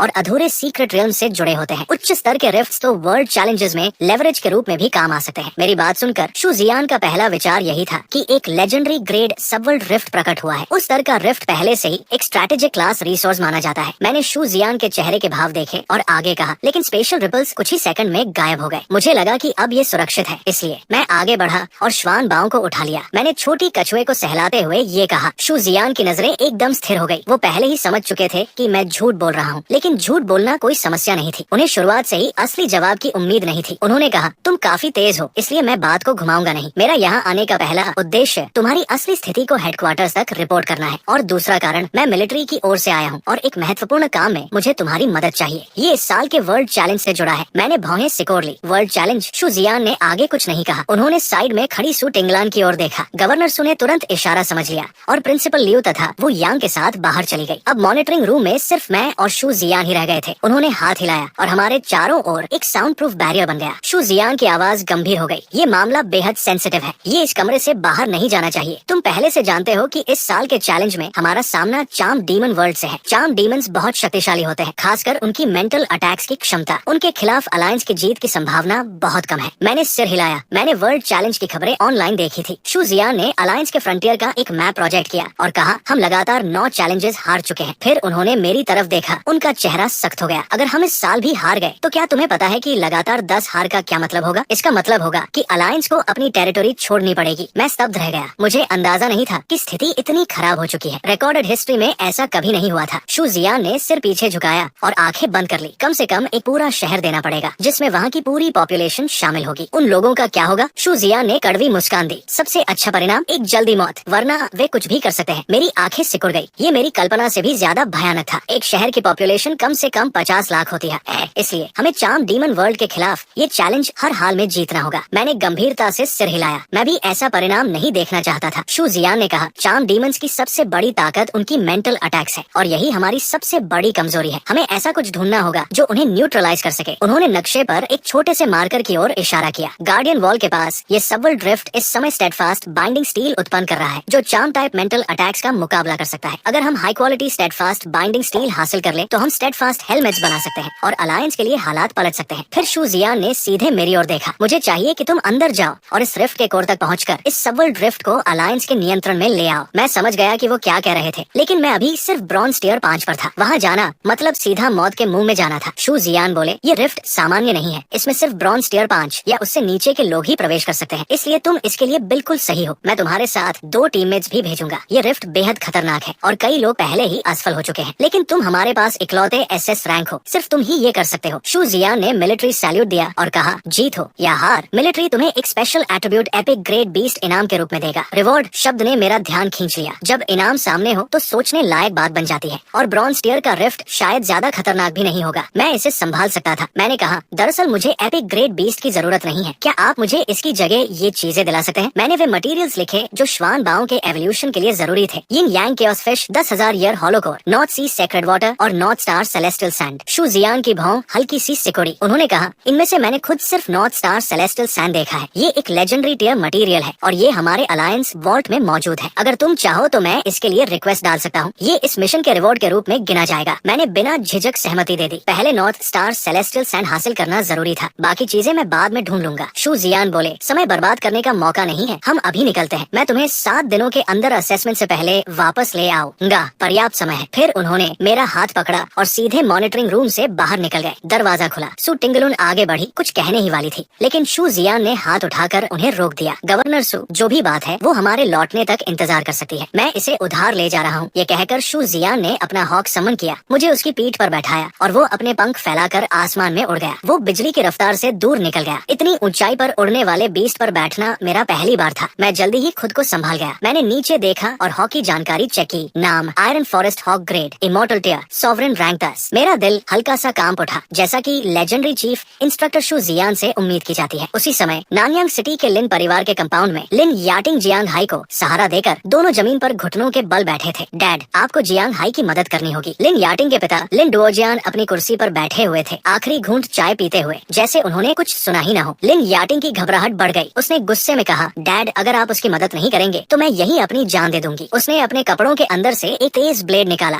और अपने गले पर रख लिया। तभी लिन डुओजियान ने प्रतिक्रिया दी। उन्होंने कहा, ये मुझ पर काम नहीं करेगा। फिर उन्होंने जमीन पर घुटनों के बल बैठे जियांग हाई की ओर ठंडी नजर से देखा और कहा, और तुम भी बेकार हो। ये सुनते ही जियांग हाई के अंदर लंबे समय से सुलग रहा गुस्सा भड़क उठा। उसकी आंखें लाल हो गई। उसने तुरंत लिन याटिंग के हाथ से ब्लेड छीन लिया और उसे अपने ही गले पर रख लिया। लिन डुओजियान ठंडा ठंडा हंसा। मेरी अपनी बेटी मरने की धमकी दे तब भी मैं परवाह नहीं करता, तो मैं तुम्हारे जैसे बेकार इंसान की क्यों परवाह करूं? जियांग हाई ने कोई बहस नहीं की। उसका चेहरा शांत था जब उसने कहा, मैं आपको धमकी नहीं दे रहा हूँ, मैं एक सौदा करना चाहता हूँ। लिन डोरजियान ने भौं उठाई। उनकी दिलचस्पी जाग गई। उन्होंने कहा, कैसा सौदा? जियांग हाई बोला, मैं अपनी जान के बदले आपका सहयोग चाहता हूँ। जैसे ही ये शब्द उसके मुंह से निकले, लिन याटिंग उस पर झपट पड़ी। नहीं, वो ब्लेड पकड़ने के लिए आगे बढ़ी, लेकिन उसे रोक लिया गया। एक बटलर चुपचाप आगे आया और लिन याटिंग को कमरे से बाहर ले गया। लिन डोरजियान ने जियांग हाई की ओर सपाट और भावहीन नजरों से देखा। तुम्हारी मौत की कोई कीमत नहीं है। मैं तुम्हारे लिए अलायंस के एक राइजिंग स्टार से दुश्मनी क्यों लूं? जियांग हाई के होठों पर हल्की मुस्कान आई, क्योंकि मैं उसके बारे में एक राज जानता हूँ जो आपको बहुत दिलचस्प लगेगा। उसका वो टर्टल अज्ञात ओरिजिन का है और लगभग निश्चित रूप से इमॉर्टल ग्रेड का है। जियांग हाई ने अपनी नजरें उठाकर लिन डोरजियान की ओर देखा। मैं जिंदा रहूं या मरूं, इससे कोई फर्क नहीं पड़ता। मुझे सिर्फ आपकी दिलचस्पी जगानी है। इमॉर्टल जियार आड़े सच में बहुत आकर्षक था, लेकिन खतरा भी उतना ही बड़ा था। लिन डोरजियान ने कुछ नहीं कहा, वो बस देखता रहा। ब्लेड जियांग हाई के गले पर टिका हुआ था और वही रुक गया। लिन डोरजियान की आवाज पूरे कमरे में गूंज उठी। तुम्हारा ये राज अब मेरी दिलचस्पी जगा चुका है, और जहाँ तक उस जीनियस की बात है जिसे अभी तक बढ़ने का मौका भी नहीं मिला, वो मेरे लिए बिल्कुल भी महत्वपूर्ण नहीं है। जमीन पर घुटनों के बल बैठे जियांग हाई ने अपना सिर झुका लिया और मन ही मन ठंडी मुस्कान दी। भाई, इस बार तुम खत्म हो। आयरन फॉरेस्ट हॉक तेजी से उड़ रहा था। कुछ ही देर में एक बंजर तेज हवाओं से भरा मैदान नजर आने लगा। नीचे धूल और रेत के बीच मैं मुश्किल से कुछ देख पा रहा था। ये निश्चित ही अलायंस के फ्रंटियर पर स्थित बॉर्डर वॉर जोन था। गार्डियन वॉल को पार करते ही लेजेंडरी 36 वर्ल्ड रिफ्ट्स दिखाई देने लगते और मैं तूफान के बीच धुंधली रेखाओं को मुश्किल से देख पा रहा था। शू जियान ने हॉक की गति कम नहीं की। उन्होंने दिशा बदली और उड़ते रहे। उन्होंने कहा, ये वॉर जोन है, यहाँ रुकने की जगह नहीं है। मैं तुम्हें सीधे सबवर्ल्ड ड्रिफ्ट तक ले जा रहा हूँ। 1 घंटे बाद आयरन फॉरेस्ट हॉक सबवर्ल्ड ड्रिफ्ट के एंट्रेंस पर बने मिलिट्री बेस के प्लाजा में उतरा। तभी मैंने देखा कि चौक के चारों ओर तैनात सैनिकों के अलावा वहाँ 2 युवा भी खड़े थे, एक लड़का और एक लड़की। शू जियान ने कहा, ये सू शियाओ शियाओ है, अलायंस ट्रायल्स में 2nd प्लेस और ये 3rd प्लेस है। वो मुझे उनसे परिचित कराने ही वाले थे कि बीच में रोक दिया गया। चीफ इंस्ट्रक्टर, परिचय की जरूरत नहीं है, हम जानते हैं ये कौन है। पूरे अलायंस का पहला SS रैंक। सू शियाओ शियाओ की तेज नजरें मुझ पर टिक गई। मैंने उन्हें ध्यान से देखा। सू शियाओ शियाओ के कंधे पर एक छोटी आइस ब्लू बिल्ली बैठी थी। यही उसका बीस था। हमने संक्षिप्त और शिष्ट अभिवादन किया और मैंने आतन उस बिल्ली की जानकारी चेक की। नाम eye soul spirit cat grade immortal year bronze 4। फिर मैंने ले यांग का अभिवादन किया जो कैपिटल से आया था। उसका बीस एक आधे इंसान की ऊंचाई जितना भालू था। नाम thunder present berserk bear grade immortal year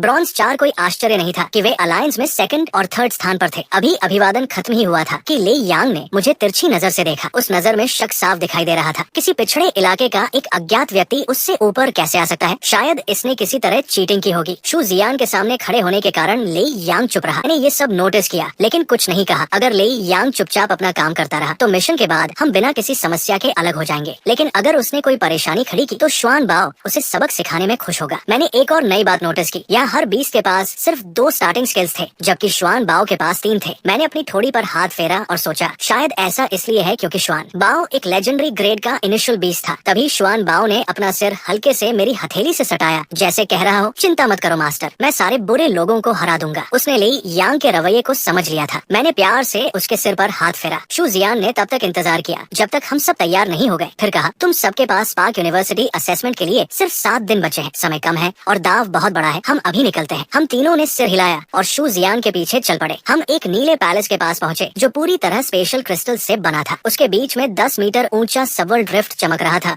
और धड़क रहा था। उसके किनारों से स्पेस के टुकड़े बाहर निकल रहे थे। हॉल के चारों तरफ टेक्नीशियंस अपने स्टेशंस पर काम कर रहे थे। उनकी उंगलियां कीबोर्ड्स पर तेजी से चल रही थी ताकि स्पेस स्टेबल रहे। शू जियान हमें रिफ्ट के पास ले गए और बोले, इस सबवर्ल्ड का कोड ढूंढो और ये रिफ्ट अलायंस के कंट्रोल में आ जाएगा। हम तीनों अंदर जाने ही वाले थे कि शू जियान ने हमें रोक लिया। इस रिफ्ट का एनवायरनमेंट असामान्य है, इसकी डिफिकल्टी बहुत ज्यादा है। 8 टीम्स पहले ही अंदर जा चुकी है और फेल हो चुकी है। अगर तुम भी फेल हो गए तो अलायंस के पास टेरिटोरी छोड़ने के अलावा कोई ऑप्शन नहीं होगा। लेकिन अपने ऊपर ज्यादा प्रेशर मत डालो, जितना हो सके उतना करो। उन्होंने अपनी कोट से 3 बैजेस निकाले। हम तीनों को एक एक दिया, अगर जरूरत पड़े तो पीछे हट जाना। शू जियान ने हम तीनों की तरफ देखा। समय कम है, जल्दी करो, मैं यही रहूंगा तुम्हारी जीत का इंतजार करते हुए। हॉल में मौजूद सभी लोगों की नजरों के सामने हम तीनों सबवर्ल्ड ड्रिफ्ट में कदम रख दिए। हमारी आकृतियां पैलेस के बीच में गायब हो गई। सबवर्ल्ड ड्रिफ्ट के अंदर जैसे ही हम अंदर गए, एक जबरदस्त वेटलेसनेस ने हमें नीचे खींच लिया। लगभग 100 मीटर की गिरावट थी। नीचे एक अंतहीन खुला समुद्र फैला हुआ था। मैंने श्वान बाओ की तरफ देखा और हल्का सा इशारा किया। गहरे नीले पानी की एक लहर उठी और हम तीनों को अपने अंदर लपेट लिया। हमें आसानी से समुद्र की सतह तक उतार दिया। श्वान बाओ के ब्लैक टॉर्टस डोमेन ने मुझे ऊपर उठा लिया जिससे मैं पानी पर चल सका। शू शियाओ शियाओ की आइस सोल स्पिरिट कैट ने अपने आइस टाइप की वजह से नीचे पानी को जमा दिया और वो सीधे उस पर खड़ी हो गई। सिर्फ सिर्फ ले यांग के पास कुछ नहीं था। वो जोरदार छपा के साथ पानी में गिरा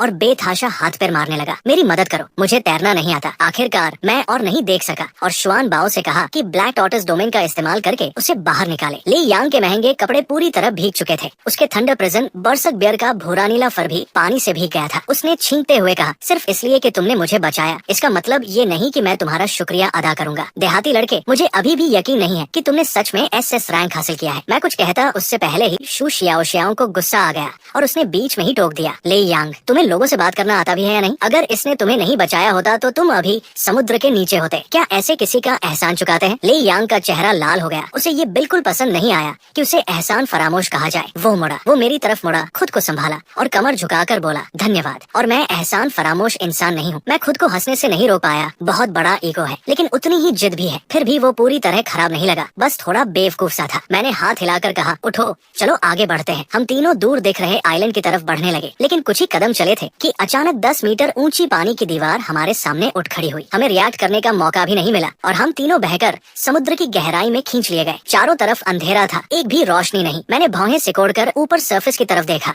और हल्की राहत महसूस की। कम से कम शुआन बाओ की शील्ड काम कर रही थी, वरना हम अब तक डूब चुके होते। मैं ऊपर चढ़ने लगा और बात करता रहा। कुछ ही देर में ले यांग और शू शियाओ भी सरफेस पर आ गए। ले यांग के पास शील्ड था, इसलिए वो ठीक था, लेकिन शू शियाओ के कपड़े पूरी तरह भीग चुके थे। वो एक्स्ट्रा कपड़े नहीं लाई थी। तभी एक शील्ड उसके चारों ओर बंद हो गई और उसके कपड़ों से पानी खींचने लगी। कुछ ही पलों में उसके कपड़े सूख गए। उसने मेरी तरफ मुड़कर सच्चे दिल से धन्यवाद कहा। मैंने बिना सोचे उसे टाल दिया। ले यांग पहले ही आगे बढ़ चुका था और हमें जल्दी करने को कह रहा था। समय बर्बाद मत करो, चलो। हम तीनों पानी पर चलते हुए आइलैंड की तरफ बढ़ने लगे, हर वक्त इस बात का ध्यान रखते हुए कि कहीं फिर से कोई लहर ना आ जाए। जल्द ही हमें पहला मॉन्स्टर्स का सामना हुआ। 3 पिरान्हा जो एक हाथ जितने लंबे थे। नाम ब्लडथर्स्टी फिश, ब्रॉन्ज टियर 3। मैं आगे बढ़ने ही वाला था कि ले यांग ने मुझे रोक दिया। उसने थोड़ी उठाकर कहा, मैं मानता हूँ कि तुमने पहले मेरी मदद की, लेकिन इसका मतलब ये नहीं कि मैं तुम्हारा SSS रैंक स्वीकार करता हूँ। इनको मुझे संभालने दो। ले यांग, तुम कमाल हो, और वैसे भी मैंने कभी अग्री नहीं किया कि ये 3 तुम्हें दे दूं। शू शियाओ उसे डांटने ही वाली थी, लेकिन मैंने हाथ उठाकर उसे रोक दिया। मैंने ले यांग की तरफ हल्की मुस्कान के साथ देखा और कहा, ठीक है, लेकिन शुआन बाओ के पास सिर्फ एक शील्ड है। क्या तुम अपने बियर को बिना प्रोटेक्शन के लड़ाने वाले हो? ले यांग रुक गया। मुझे सच में जिज्ञासा थी कि इतना घमंडी इंसान इस स्थिति को कैसे संभालेगा। 30 सेकंड की चुप्पी के बाद उसने कहा, मैं 30% मानता हूँ कि तुम्हारे पास SS रैंक की ताकत है। मेरे बियर पर भी शील्ड डाल दो। मैं उसकी बात सुनकर हंस पड़ा, लेकिन हम पहले ही काफी समय बर्बाद कर चुके थे और मुझे और बहस करने में कोई दिलचस्पी नहीं थी। शुआन बाओ ने हल्का सा सिर हिलाया और थंडर प्रिजन बरसक बियर को ब्लैक टॉर्टोइस डोमेन से ढक दिया। बियर ने अपनी छाती पर हाथ मारा और हमला कर दिया, जैसा कि अलायंस के 3rd प्लेस से उम्मीद की जाती है। थंडर प्रिजन बरसक बियर ने तीनों ब्लडथर्स्टी फिश को सिर्फ 3 वार में खत्म कर दिया। उनके शरीर से 3 एनर्जी ऑर्ब्स निकले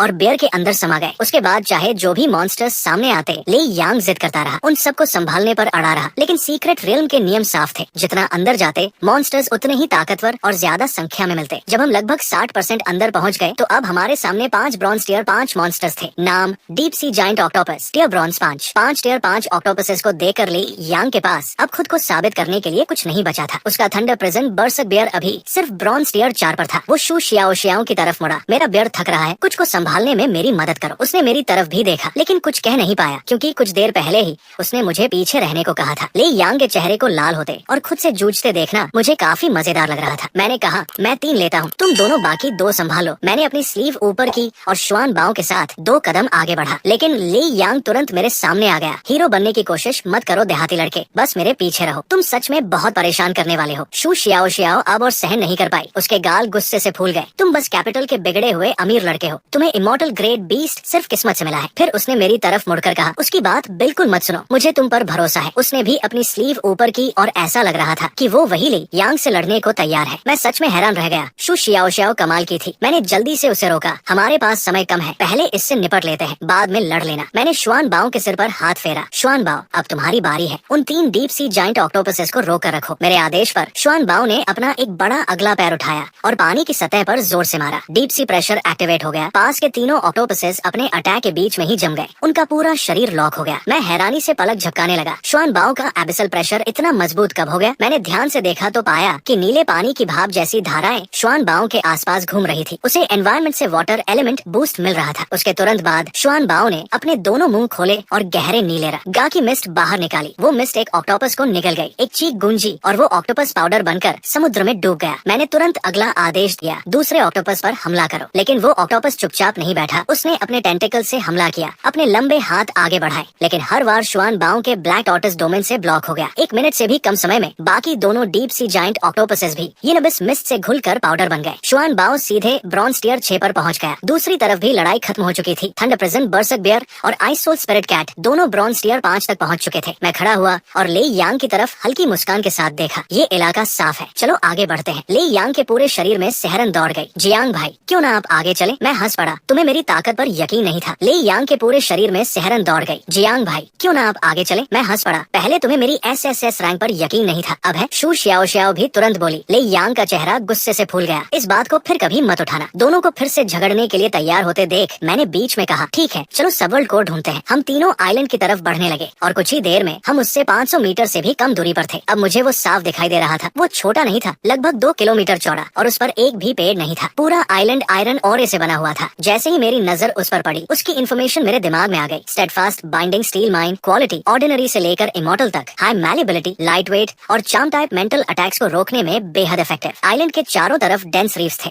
और उसके ऊपर एक हल्की एनर्जी लाइट की परत फैली हुई थी। ये देखने के लिए काफी था। सबवर्ल्ड कोर यही था। हम आइलैंड की तरफ बढ़ने लगे, तभी पूरे समुद्र की सतह लहराने लगी। अगले ही पल वे सारे रीफ्स हिलने लगे। उनकी सतह पर लाल आंखें खुल गई। मैंने तुरंत हाथ उठाकर दोनों को रोका। रुको, ये सारे रीफ्स मॉन्स्टर्स हैं। वे रीफ्स धीरे धीरे पानी से बाहर उठे। वे एक झुंड में विशाल क्रोकोडाइल्स थे, करीब 30 के आसपास, और उनके पीछे एक और भी बड़ा और ताकतवर अल्फा था। मैंने उस झुंड की इन्फॉर्मेशन देखी। Name cold blood croc field, tier bronze 6। फिर मैंने अल्फा पर नजर डाली। Name cold blood croc king, grade immortal, tier bronze 8। मेरी आंखें सिकुड़ गई। ये पहली बार था जब मैं किसी इमॉर्टल ग्रेड मॉन्स्टर का सामना कर रहा था। ले यांग मेरे पास आ गया। जियांग भाई, उस बड़े क्रोकोडाइल की ऑरा मेरे बियर जैसी क्यों लग रही है? मैंने सिर हिलाया। तुम्हारा अंदाजा सही है, ये भी थंडर प्रिजन बर्सर्क बियर की तरह इमॉर्टल ग्रेड है, ब्रॉन्ज 8, जो तुम्हारे बियर से पूरे 3 टियर्स ऊपर है। ले यांग ने घबराकर निकल लिया। जियांग भाई, क्या आप इसे संभाल सकते हैं? शू श्याओ श्याओ भी मेरी तरफ देखने लगी। दोनों में से किसी के पास भी कोल्ड ब्लड क्रॉकिंग को हराने की उम्मीद नहीं थी। अब वे पूरी तरह मुझ पर निर्भर थे। मैं खुद भी पूरी तरह निश्चित नहीं था। शुआन बाओ पहले भी अपने से 2 टियर ऊपर के मॉन्स्टर्स को हरा चुका था, लेकिन कोल्ड ब्लड क्रॉक किंग अलग था। ये रेयर ग्रेड स्पाइनबैक बियर से भी 2 टियर ऊपर था। शुआन बाओ अभी ब्रॉन्ज टियर 6 पर था। शायद वो ब्रॉन्ज टियर 8 के इमॉर्टल ग्रेड मॉन्स्टर को हरा न पाए। मैंने कहा, मैं कोशिश करूंगा, लेकिन क्या तुम दोनों बाकी झुंड को संभाल सकते हो? वो लगभग 30 है। ले यांग ने तुरंत जवाब दिया, हम पूरी कोशिश करेंगे कि वे तुम्हारे पास न आए। मैंने सिर हिलाया और शुआन बाओ के साथ सीधे कोल्ड ब्लड क्रॉकिंग की तरफ दौड़ पड़ा। ले यांग और शू श्याओ श्याओ भी आगे बढ़े, हमारे रास्ते में आने वाले हर ऑब्स्टिकल को साफ करते हुए। शुआन बाओ ने यिनअबिस मिस्ट छोड़ी और सीधे कोल्ड ब्लड क्रॉकिंग के सामने पहुंच गया। ब्लैक टॉर्टोइस डोमेन ने उसके टेल लैश अटैक को रोक दिया। फिर उसके दोनों मुंह से गहरे नीले रंग की मिस्ट निकली, जिसने क्रॉकिंग को घेर लिया। यिनअबिस मिस्ट का इस्तेमाल करने के बाद शुआन बाओ तुरंत मेरे पास वापस आ गया। मैंने भौहें सिकोड़ ली। जब मिस्ट साफ हुई, कोल्ड ब्लड क्रॉकिंग अभी भी खड़ा था। उसकी पूंछ पर कुछ छोटे छोटे छेद थे, लेकिन उसे कोई असली नुकसान नहीं हुआ था। यही फायदा होता है इमॉर्टल ग्रेड का। ये सच में एक बड़ी समस्या बनने वाला है। मैंने हल्की सी कड़वी मुस्कान दी और शुआन बाओ को दोबारा हमला करने से रोकने के लिए आगे बढ़ा। शुआन बाओ ने सिर टेढ़ा किया और मेरी तरफ उलझन से देखा। मास्टर, आप मुझे जाने क्यों नहीं दे रहे? मैं इसे हरा सकता हूँ। मैं नीचे झुक गया और धीरे से कहा, शुआन बाओ, तुम्हारे पास सिर्फ एक अटैक स्किल है, ये यिनअबिस मिस्ट, और वो क्रॉकिंग पर काम नहीं कर रही। शुआन बाओ कुछ कहने ही वाला था, लेकिन मैंने उसे प्यार से रोक दिया। जल्दी मत करो, हमारे आसपास बहुत सारे कोल्ड ब्लड क्रॉक फील्ड्स हैं। पहले उनका इस्तेमाल करके लेवल अप करते हैं, फिर क्रॉकिंग से निपटेंगे। शुआन बाओ की आंखें चमक उठी। उसने मुझे पूरी प्रशंसा से देखा। मास्टर, आप बहुत स्मार्ट हो। मैंने उसके सिर पर हाथ फेरा, खड़ा हुआ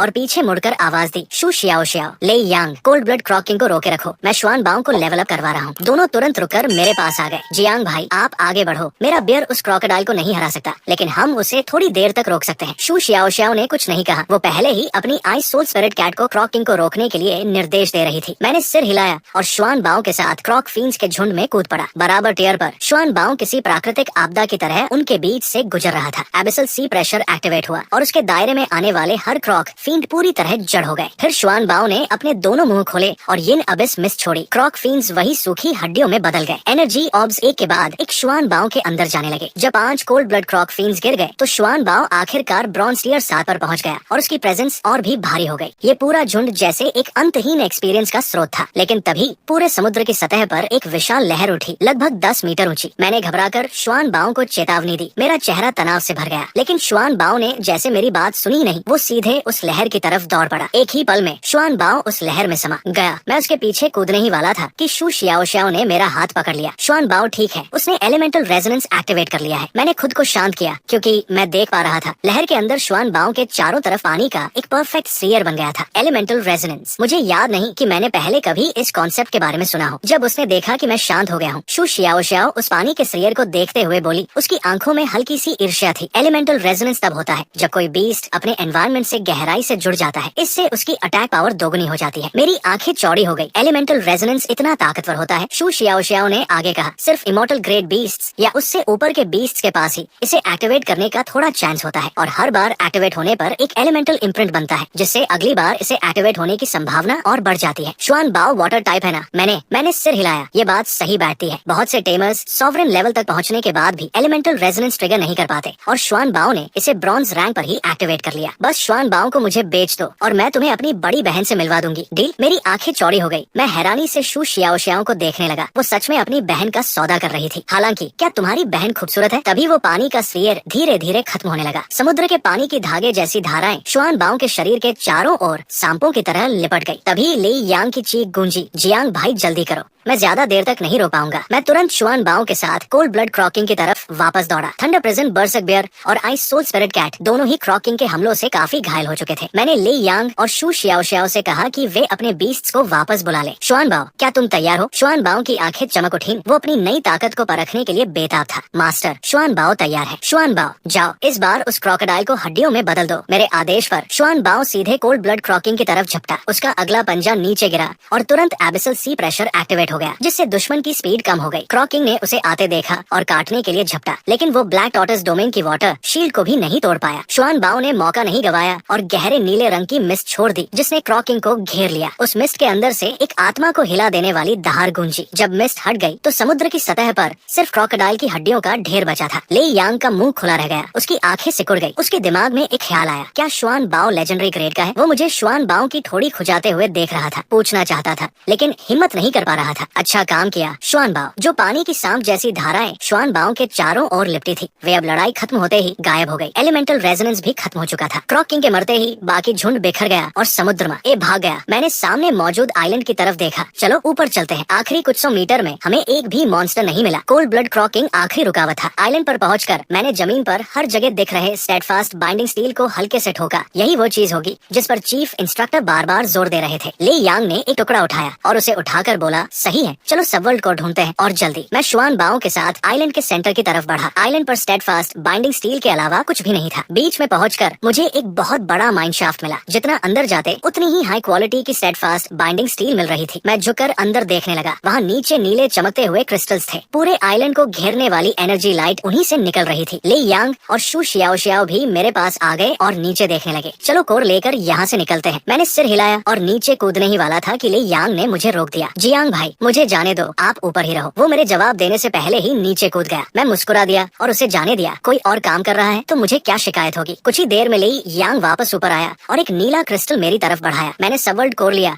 और उसकी इन्फॉर्मेशन देखने ही वाला था कि वो क्रिस्टल अचानक तेज रोशनी से चमक उठा और हम तीनों को घेर लिया। मैं रिएक्ट कर पाता उससे पहले ही एक गूंजती हुई आवाज मेरे कानों में आई, secret realm trial complete, final assessment शुरू हो रहा है। Final rating, Jiang Lin SS rank, Le Yang S rank, Xu Xiao Xiao S rank. ऊपर से एक लाइट बीम उतरी और हम तीनों एक सुनहरी रोशनी के स्तंभ में नहा गए। मेरे सामने 3 आइटम्स प्रकट हुए और एक मैकेनिकल आवाज गूंजी, obtained sacred water blessing necklace, legendary grade, obtained life spring formula, legendary grade, obtained energy fruit, legendary grade. Le Yang और शू शियाओ शियाओ के सामने 2 आइटम्स प्रकट हुए, obtained charm resist helmet, epic grade, obtained energy fruit, epic grade. मैंने उस light column में हाथ डालकर तीनों आइटम्स निकाले और मेरी नजर वाटर ब्लू नेकलेस पर टिक गई। Name, sacred water blessing necklace. Effect, जब इसे कोई लेजेंडरी ग्रेड बीस्ट पहनता है तो वाटर टाइप स्किल्स की डैमेज 50% बढ़ जाती है। मैं बेहद खुश हो गया। इस नेकलेस के साथ 2 टियर ऊपर के एनिमीज को हराना लगभग आसान हो जाएगा। SSS रैंक रिवॉर्ड के हिसाब से ये काफी अच्छा था। बाकी रिवॉर्ड्स को उनके नाम से ही आसानी से समझा जा सकता था। लाइफ स्प्रिंग फॉर्मूला, इसका इस्तेमाल करके लेजेंडरी ग्रेड का लाइफ स्प्रिंग बनाया जा सकता है, जो किसी भी लेजेंडरी ग्रेड बीस्ट की सारी चोटों को पूरी तरह ठीक कर देता है। दूसरा एक फल था जो बिल्कुल सफेद पीच जैसा दिख रहा था। इसे सिल्वर टियर से नीचे खाने पर बीस्ट का टियर 2 लेवल बढ़ जाता है। अगर हुआन बाओ,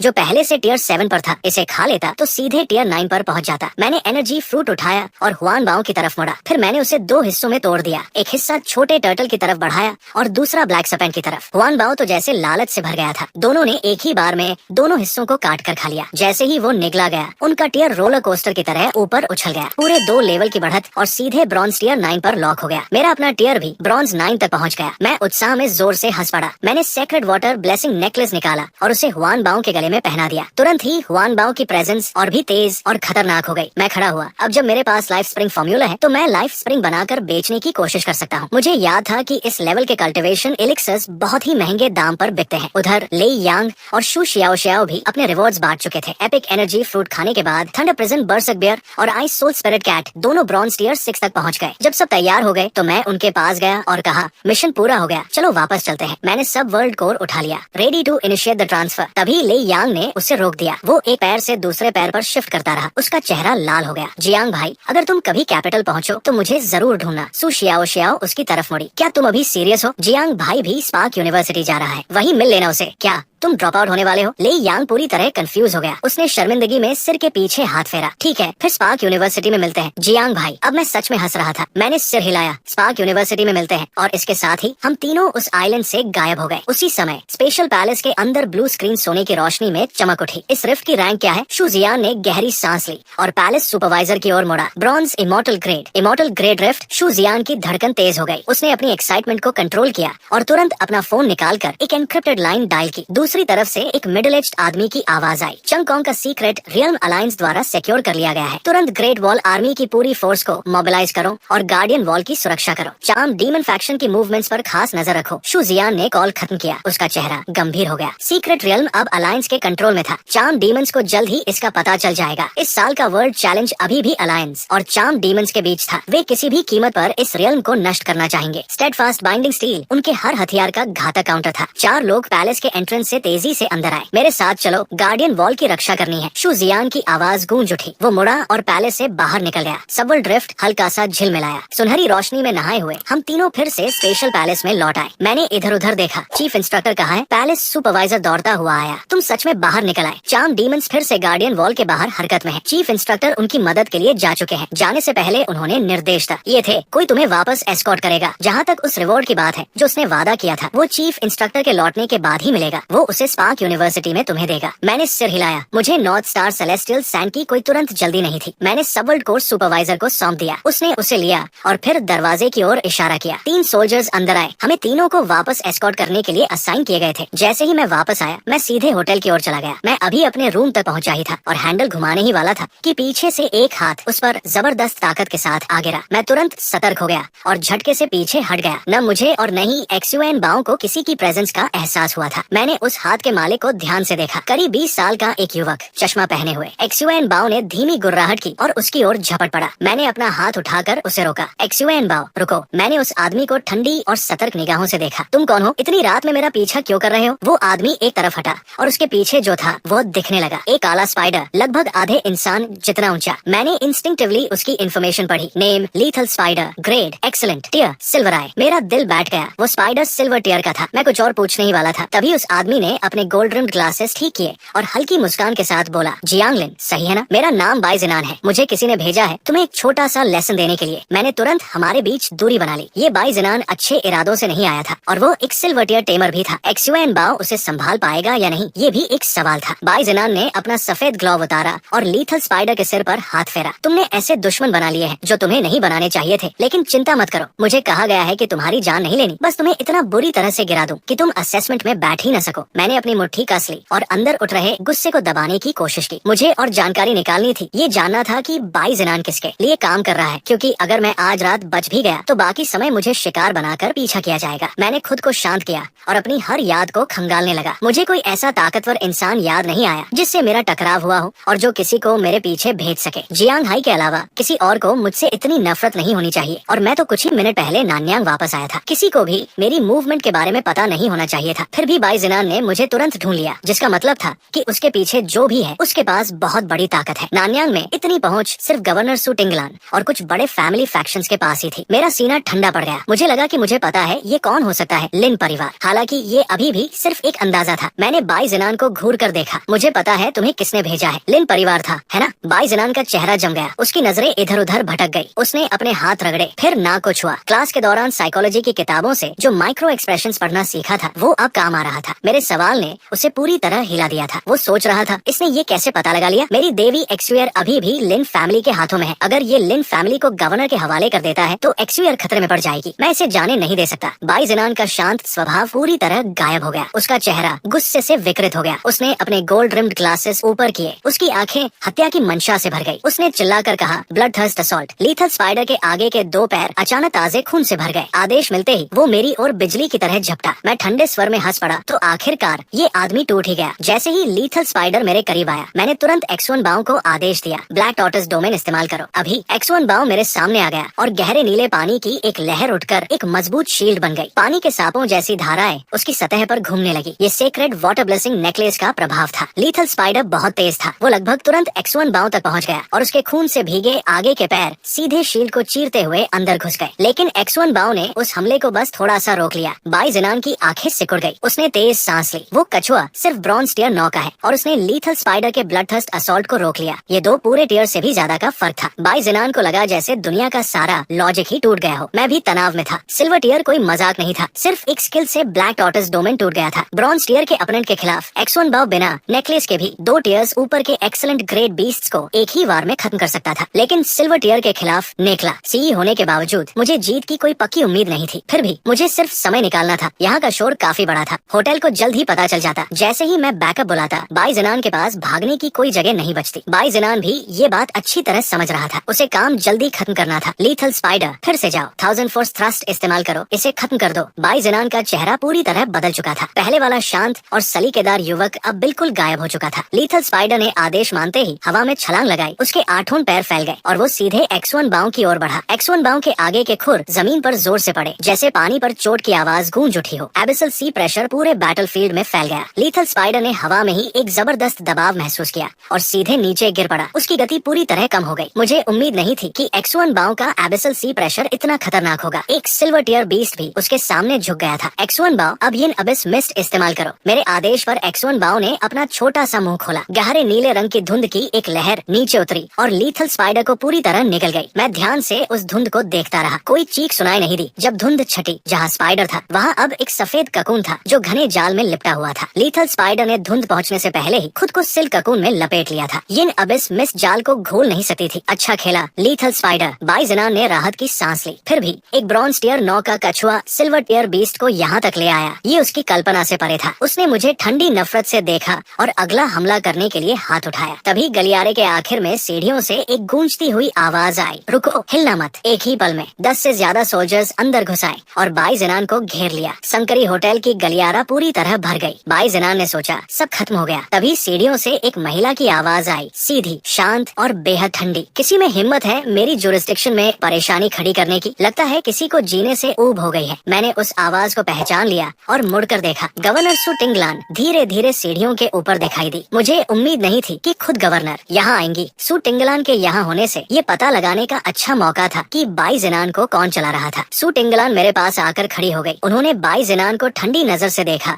और बर्फ जैसी आवाज में पूछा, इसके पीछे कौन है? जैसे ही बाई जिनान ने सू टिंगलान को देखा, उसका दिल जैसे रुक गया। उसे पता था कि अब वो बच नहीं सकता, लेकिन निकलने से पहले ही उसने पकड़े जाने की स्थिति के लिए एक रास्ता तैयार कर रखा था। उसकी नजरें मुझ पर टिक गई। अगले ही पल लीथल स्पाइडर ने खुद को आजाद किया और अपने खून से सने आगे के पैरों को सीधे बाई जिनान के दिल में घूम दिया। बाई जिनान जमीन पर गिर पड़ा। कुछ ही सेकंड में उसका दिल रुक गया। अपने मालिक की मौत के साथ ही लीथल स्पाइडर ने भी दम तोड़ दिया। मैंने भौहें सिकोड़ ली। इससे हालात और मुश्किल हो गए थे। बाई जिनान के मरने के बाद अब कोई सबूत नहीं बचा था जो इस मामले को लिन परिवार से जोड़ सके। जियांग हाई के बारे में सोचते ही मेरा मन हुआ कि मैं तुरंत उसके पीछे निकल जाऊं। मुझे उम्मीद नहीं थी कि लिन परिवार उसके लिए इतना आगे बढ़ जाएगा, किसी को मुझे मारने भेज देगा। लेकिन आज रात के बाद जियांग हाई और लिन परिवार कुछ समय तक कोई कदम उठाने की हिम्मत नहीं करेंगे और 2 दिन बाद मुझे असेसमेंट के लिए स्पार्क यूनिवर्सिटी जाना था। अगला मौका मिलने तक बदला इंतजार करेगा। जियांग हाई, मेरे प्यारे छोटे भाई, ठीक है फिर मैं तुम्हें थोड़ा और समय दे देता हूँ। बाई जिनान का मामला खत्म हो चुका था। सू टिंगलान मुझे सीधे गवर्नर के ऑफिस ले गई। मैं वहाँ पहुँचा, बिस्तर पर गिर पड़ा और आखिरकार ठीक से सो गया। इस दुनिया में आने के बाद से लगातार कुछ न कुछ होता ही रहा था। Beginner trial, battlefield, secret realm. अगली सुबह मैं एक हाउसकीपर के साथ डाइनिंग रूम में गया और बैठ गया। जैसे ही मैं अंदर आया, सु टिंगलान ने ऊपर देखा। उनके चेहरे पर हल्की मुस्कान और शांति का मिश्रण था। कल रात अच्छी नींद आई? मैंने सिर हिलाया। बहुत अच्छा। वो मुझे खाते हुए देखती रही और बोली, तुम शांत लग रहे हो। कल के एंट्रेंस असेसमेंट को लेकर कॉन्फिडेंट हो? मैंने थोड़ी देर सोचा। थोड़ी घबराहट तो है, किसी को भी होगी, लेकिन अगर सिर्फ कॉम्बैट की बात है तो मैं काफी कॉन्फिडेंट हूँ। सु टिंगलान हल्का सा हंसी। एंट्रेंस असेसमेंट सिर्फ कॉम्बैट नहीं है। सिर्फ लड़ाई के दम पर तुम फर्स्ट प्लेस नहीं ला सकते। मैंने पलक झपकाई और उनकी तरफ देखा। फर्स्ट प्लेस पाने के लिए सिर्फ बैटल परफॉर्मेंस काफी नहीं है। एक योग्य बीस टेमर को कॉम्बैट में तो अच्छा होना ही चाहिए, लेकिन अडेप्टेबिलिटी, सेकेंडरी प्रोफेशंस और ओवरऑल बैलेंस में भी बेहतरीन होना जरूरी है। मैं पूरी तरह कंफ्यूज हो गया और उनसे पूछने ही वाला था कि उनका क्या मतलब है। तभी उनका फोन बज उठा। उन्होंने कॉल उठाई। क्या वो रिफ्ट फिर से सक्रिय हो गया? सु टिंगलान तुरंत खड़ी हो गई। उनके चेहरे पर गुस्सा साफ दिख रहा था। इलाके को लॉकडाउन करो, मैं आ रही हूँ। उन्होंने कॉल काट दी। उनका जबड़ा कस गया था। उन्होंने मेरी तरफ देखा। आज का दिन तुम अपने लिए रखो, मुझे एक जरूरी काम है। मैंने सिर हिलाया। क्या ये नान्यांग वाला नया सबल ड्रिफ्ट है? हाँ वही। सु टिंगलान ने माथे पर हाथ रखते हुए गहरी सांस ली। आधा साल बीत गया था, फिर भी उसे पूरी तरह काबू में नहीं किया जा सका था और अब वो फिर से उफान पर था। बिना कुछ और कहे वो डाइनिंग रूम से बाहर चली गई। मैंने उन्हें जाते हुए देखा, कुछ नहीं बोला। मैंने उस नान्यांग के रिफ्ट के बारे में सुना था। वो पिछले साल प्रकट हुआ था, लेकिन कभी पूरी तरह नियंत्रण में नहीं आया। कहा जाता था कि वो पहले ही डायमंड ग्रे तक पहुंच चुका है। अगली सुबह सु टिंगलान वापस आई। बेहद थकी हुई दिख रही थी और कुछ नहीं बोली। उन्होंने अपने लोगों को बुलाया। हम एक फ्लाइंग बीस्ट, एक फ्लावर स्पिरिट बर्ड पर सवार होकर नान्यांग शहर से कैपिटल की ओर निकल पड़े। नान्यांग मिडिल स्कूल से हम 4 लोग असेसमेंट देने जा रहे थे। तकनीकी रूप से वे मेरे ही स्कूल से थे, लेकिन मैं उनमें से किसी को नहीं जानता था। मैं सु टिंगलान के पास जाकर धीरे से बोला, गवर्नर सु, उस रिफ्ट का क्या हुआ? उन्होंने अपने दर्द भरे सिर को दबाया और थकी हुई सांस ली। अभी के लिए एरप्शन को रोक दिया गया है, लेकिन इसे काबू में लाने की कठिनाई अब एक और स्तर बढ़ गई है। मैंने भी हल्की सांस छोड़ी। डायमंड ग्रेड, अगर मैं मदद करना भी चाहता तो भी मेरे बस में कुछ नहीं था। 3 घंटे बाद हम कैपिटल पहुंच गए, अलायंस का केंद्र। सु टिंगलान हमें स्पार्क यूनिवर्सिटी के एंट्रेंस पर छोड़कर जल्दी में चली गई। हम जो साथ आए थे सब अलग अलग हो गए। असेसमेंट इंडिविजुअल था, इसलिए किसी टीम की जरूरत नहीं थी। तभी पीछे से एक जानी पहचानी आवाज आई। सु शियाओ मेरी ओर आ रही थी। जियांग भाई, बहुत समय हो गया। वो मुड़ी और एक मिडिल एज्ड आदमी को आगे खींच लाई। करीब 2 मीटर लंबा, मजबूत शरीर जैसे दीवार हो। वो उसे मुस्कुराते हुए मेरे सामने ले आई। जियांग भाई, ये मेरे पापा है, सु योंगशान। मैंने तुरंत उन्हें नमस्ते किया। नमस्ते मिस्टर सु। सु योंगशान मुस्कुराए। उनके अंदर एक स्वाभाविक अथॉरिटी थी। तो तुम वही हो जिसने अलायंस ट्रायल में टॉप किया था। तुम शियाओ के दोस्त हो, तो मैं तुम्हें एक सलाह देता हूँ। स्पार्क यूनिवर्सिटी का असेसमेंट नान्यांग में जो तुमने झेला उससे बिल्कुल अलग है। सिर्फ पॉइंट्स के भरोसे तुम सबको पीछे नहीं छोड़ सकते, और अगर छोड़ भी सको तब भी फर्स्ट प्लेस के लिए तुम्हें अपनी पूरी ताकत लगानी पड़ेगी। मैंने शांत भाव से सिर हिलाया। सु टिंगलान और सु योंगशान दोनों मुझे चेतावनी दे रहे थे कि ये असेसमेंट आसान नहीं होगा। जो भी आने वाला था उसका दबाव हर पल बढ़ता जा रहा था। सु शियाओ ने अपने पिता की ओर झुंझलाकर कहा, आप फिर से लोगों को डरा रहे हैं। सु योंगशान बोले, मैंने बस इतना ही कहना था। तुम दोनों को असेसमेंट के लिए शुभकामनाएं। फिर वो बिना कुछ और कहे मुड़कर चले गए। उसी समय पीछे से एक उत्साहित आवाज आई, जियांग भाई, मैंने आपको बहुत मिस किया। ले यांग दौड़ता हुआ आया और मुझसे लिपट गया। यंग मास्टर ले, क्या ये वही लेजेंडरी जियांग भाई है जिनके बारे में आप हमेशा बात करते हैं? बोलने वाला एक और अमीर परिवार का युवक लग रहा था। उसके पीछे 1 दर्जन से ज्यादा लोग खड़े थे, सब उसी तरह के। ले यांग मुड़ा और परिचय कराने लगा। ये है अलायंस के नंबर 1 SS रैंक जियांग भाई। फिर वो मेरी तरफ मुड़ा, और ये है वो आउचियन। उसका परिवार कैपिटल में वनहाई बीस्ट हॉल का मालिक है। वो मेरा कैपिटल में साथी भी है। मैंने कुछ नहीं कहा। जैसे ही वो आउचियन और उसका समूह आया, मैंने तुरंत नोटिस कर लिया था कि उनमें से हर कोई मुझे तिरस्कार भरी नजरों से देख रहा था। मैंने उससे हाथ मिलाने के लिए अपना हाथ बढ़ाया, लेकिन वो आउचियन ने होंठ तिरछे कर लिए। SSS रैंक बड़ा चमकदार टाइटल है, लेकिन स्पार्क यूनिवर्सिटी ऐसे दयनीय लोगों से भरी पड़ी है जो तुम्हारी तरह पिछड़े इलाकों से रेंग कर आए हैं। क्या तुम्हें सच में लगता है कि तुम इस हाल में फर्स्ट आ सकते हो? उसकी आवाज अहंकार से भरी हुई थी। मेरे जवाब देने से पहले ही ले यांग का गुस्सा भड़क उठा। वो आउचियन, तुम्हें क्या हो गया है? उसकी आंखें सख्त हो गई। वो सीधे उसे चुनौती दे रहा था। जियांग लिन की तारीफ खुद चीफ इंस्ट्रक्टर शू जियान ने की है। क्या तुम सच में उनके फैसले पर सवाल उठा रहे हो? वो आउचियन को उम्मीद नहीं थी कि ले यांग मेरे जैसे किसी के लिए उसके खिलाफ खड़ा हो जाएगा। अमीर घरानों के इस दायरे में वो आउचियन का ही दबदबा था। ले यांग, मुझे यकीन नहीं हो रहा कि तुम मुझसे इस तरह बात कर रहे हो। लगता है अलायंस में तीसरा स्थान पाने के बाद तुम्हारा दिमाग घूम गया है। वैसे भी इससे फर्क नहीं पड़ता। मान लो जियांग लिन सच में फर्स्ट आ भी गया तो कौन जानता है उसने कौन से गंदे तरीके अपनाए। और अगर वो सच में टैलेंटेड है भी तो क्या हुआ? अलायंस में ऐसे अधूरे प्रतिभाशाली लोगों की कमी नहीं है जो कभी आगे नहीं बढ़ पाते। ले यांग की आंखें लाल हो गई। वो जवाब देने ही वाला था,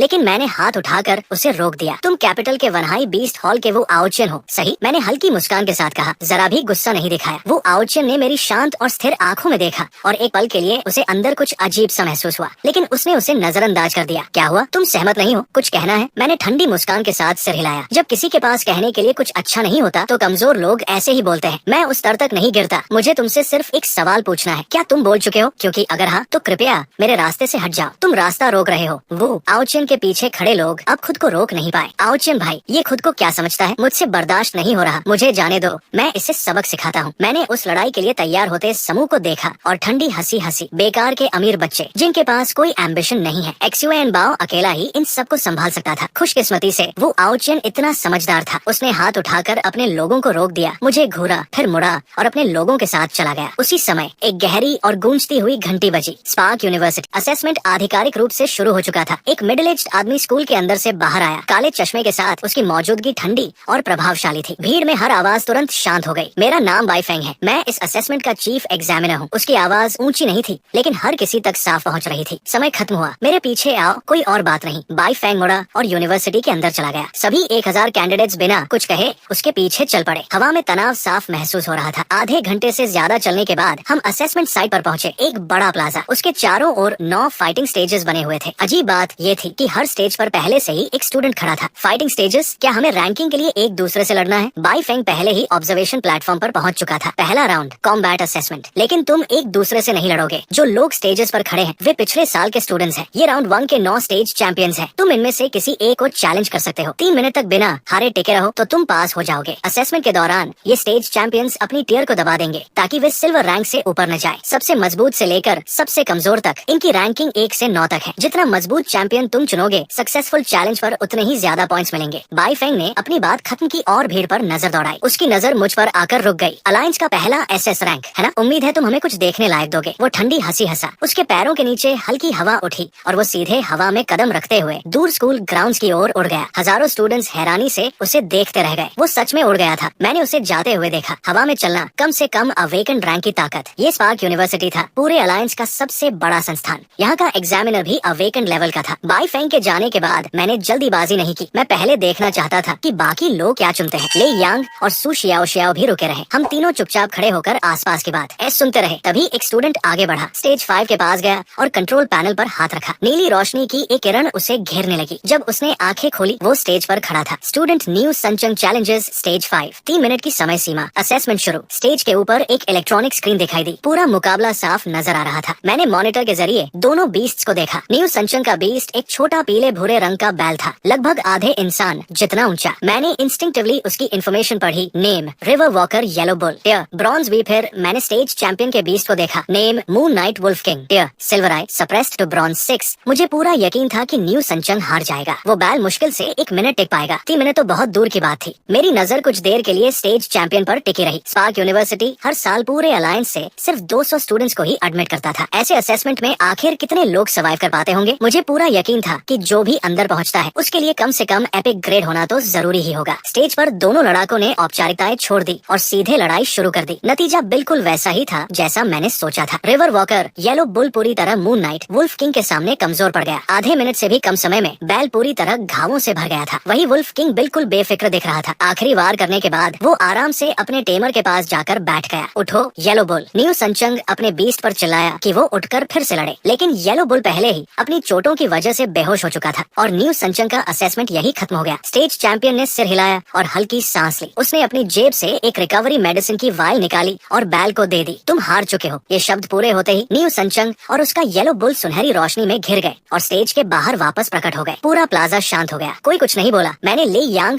और सू शियाओ शियाओ की तरफ देखा। तुमने तय कर लिया? ले यांग ने पहले जवाब दिया। मैं स्टेज 3 चुन रहा हूँ। Stage 3 bronze tier 8। Le Yang का thunder prison berserk bear bronze tier 7 पर था, लेकिन उसकी क्वालिटी इमॉर्टल ग्रेड थी। ये काफी होना चाहिए था। सू शियाओ शियाओ ने भी वही फैसला लिया। स्टेज 3 जियांग भाई, तुम क्या चुनोगे? मेरी नजर स्टेज 1 पर जाकर ठहर गई, जो ऑब्जर्वेशन प्लेटफॉर्म के सबसे करीब था। मैंने शांत स्वर में कहा, मैं वही चुनूंगा। ले यांग और सू शियाओ शियाओ की आंखें फैल गई। क्या तुम सीरियस हो जियांग भाई? मैंने सिर हिलाया। एक्सुएन बाओ पहले ही ब्रॉन्ज टियर 9 पर था। उसी टियर के स्टेज चैंपियन को चैलेंज करना बेकार था। बेहतर था कि मैं टियर 10 को लक्ष्य बनाऊं। भले ही मैं जीत न पाऊं, लेकिन 3 मिनट तक टिके रहना कोई बड़ी बात नहीं होगी। अगर यही फैसला है तो चलो जियांग भाई, तुम पहले जाओ। सू शियाओ शियाओ और मैं नीचे से देखेंगे। मैंने हल्की मजबूरी में सिर हिलाया। ठीक है, मैं पहले जाता हूँ। और मैं सीधे प्लाजा के कोने वाले स्टेज की ओर बढ़ गया। जैसे जैसे मैं पास पहुंचा, आसपास के लोग मुझे नोटिस करने लगे। देखो, वो कहा जा रहा है वो स्टेज 1 को चैलेंज कर रहा है। क्या वो खुद को मरवाना चाहता है? स्टेज स्टेज एक तो ब्रॉन्ज टियर 10 है, उसे जीतना नामुमकिन है। नामुमकिन क्या होता है? तुम्हें हिम्मत नहीं है, बस मुझे उस पर भरोसा है। वो अलायंस का पहला SS रैंक है। कुछ ही देर में पूरे प्लाजा की नजरें मुझ पर टिक गई। वो वैश्यों ने भी मुझे देख लिया और अपने लोगों के साथ भीड़ को चीरता हुआ आगे आया। अरे ये तो वही गांव का लड़का है। ये क्या मजाक है? ये सच में स्टेज एक को चैलेंज करने जा रहा है। वो वैश्यों को भी मुझसे ऐसी उम्मीद नहीं थी। वो तिरस्कार से हंसा। ऐसे पिछड़े इलाकों के लोग बस दिखावे के लिए कुछ भी कर देते हैं। चलो देखते हैं कैसे खुद को बेइज्जत करता है। मैंने आसपास की किसी भी नजर पर ध्यान नहीं दिया। मैंने स्टेज के नीचे लगे कंट्रोल पैनल पर हाथ रखा। अगले ही पल सुनहरी रोशनी ने मुझे घेर लिया। जब मैंने आंखें खोली, मैं और एक्सयूएन बाओ स्टेज एक पर खड़े थे। स्टेज एक का चैंपियन एक सफेद बालों वाला युवक था, जिसकी मौजूदगी में एक खास शालीनता झलक रही थी। उसने विनम्रता से झुककर कहा, मेरा नाम जिन जिक्सवान है, मैं स्टेज एक का गार्डियन हूँ। उसके अंदर एक प्राकृतिक शाही अंदाज था। मैंने जल्दी से अपना परिचय दिया, लेकिन उसी पल मैंने उसकी आंखों में एक पल के लिए घृणा की झलक देख ली। हम दोनों ने औपचारिकताएं छोड़ दी, बस हल्का सा सिर हिलाया और लड़ाई शुरू हो गई। जिन जिक्सवान ने अपना बीस्ट समन किया। वो एक छोटा सा पक्षी था, जिसके पंख बर्फ जैसे सफेद थे। उसके सिर पर एक बेहद पतली सुनहरी पंख थी, जो रोशनी में चमक रही थी। मैंने इंस्टिंक्टिवली उसकी इन्फॉर्मेशन पढ़ी। Name snowdown gold thread finch, tier silver 3, suppressed to bronze 10। मैंने एक्सयूएन बाओ के सिर पर हाथ रखा। एक्सयूएन बाओ तैयार, जाओ। जिन जिक्सवान ने पहले हमला किया। पहल अपने हाथ में ले ली। स्नोरोंग स्नोफील्ड स्टॉर्म इस्तेमाल करो। गोल्ड थ्रेड फिंच 10 मीटर ऊपर उड़ गया। उसके सफेद पंख हवा को रते हुए फड़फड़ाने लगे। कुछ ही पलों में 5 मीटर का एक तूफान बन गया। उसकी ताकत बेहद जबरदस्त थी। हम तक पहुंचने से पहले ही उसकी हवाओं ने खड़े रहना मुश्किल कर दिया। तूफान रुका नहीं, वो सीधे एक्सयूएन बाओ की ओर बढ़ा। एक्सयूएन बाओ का शरीर तन गया। नीले पानी की एक लहर चारों तरफ फैल गई। ब्लैक टॉर्टस डोमेन तुरंत सक्रिय हो गया। जिन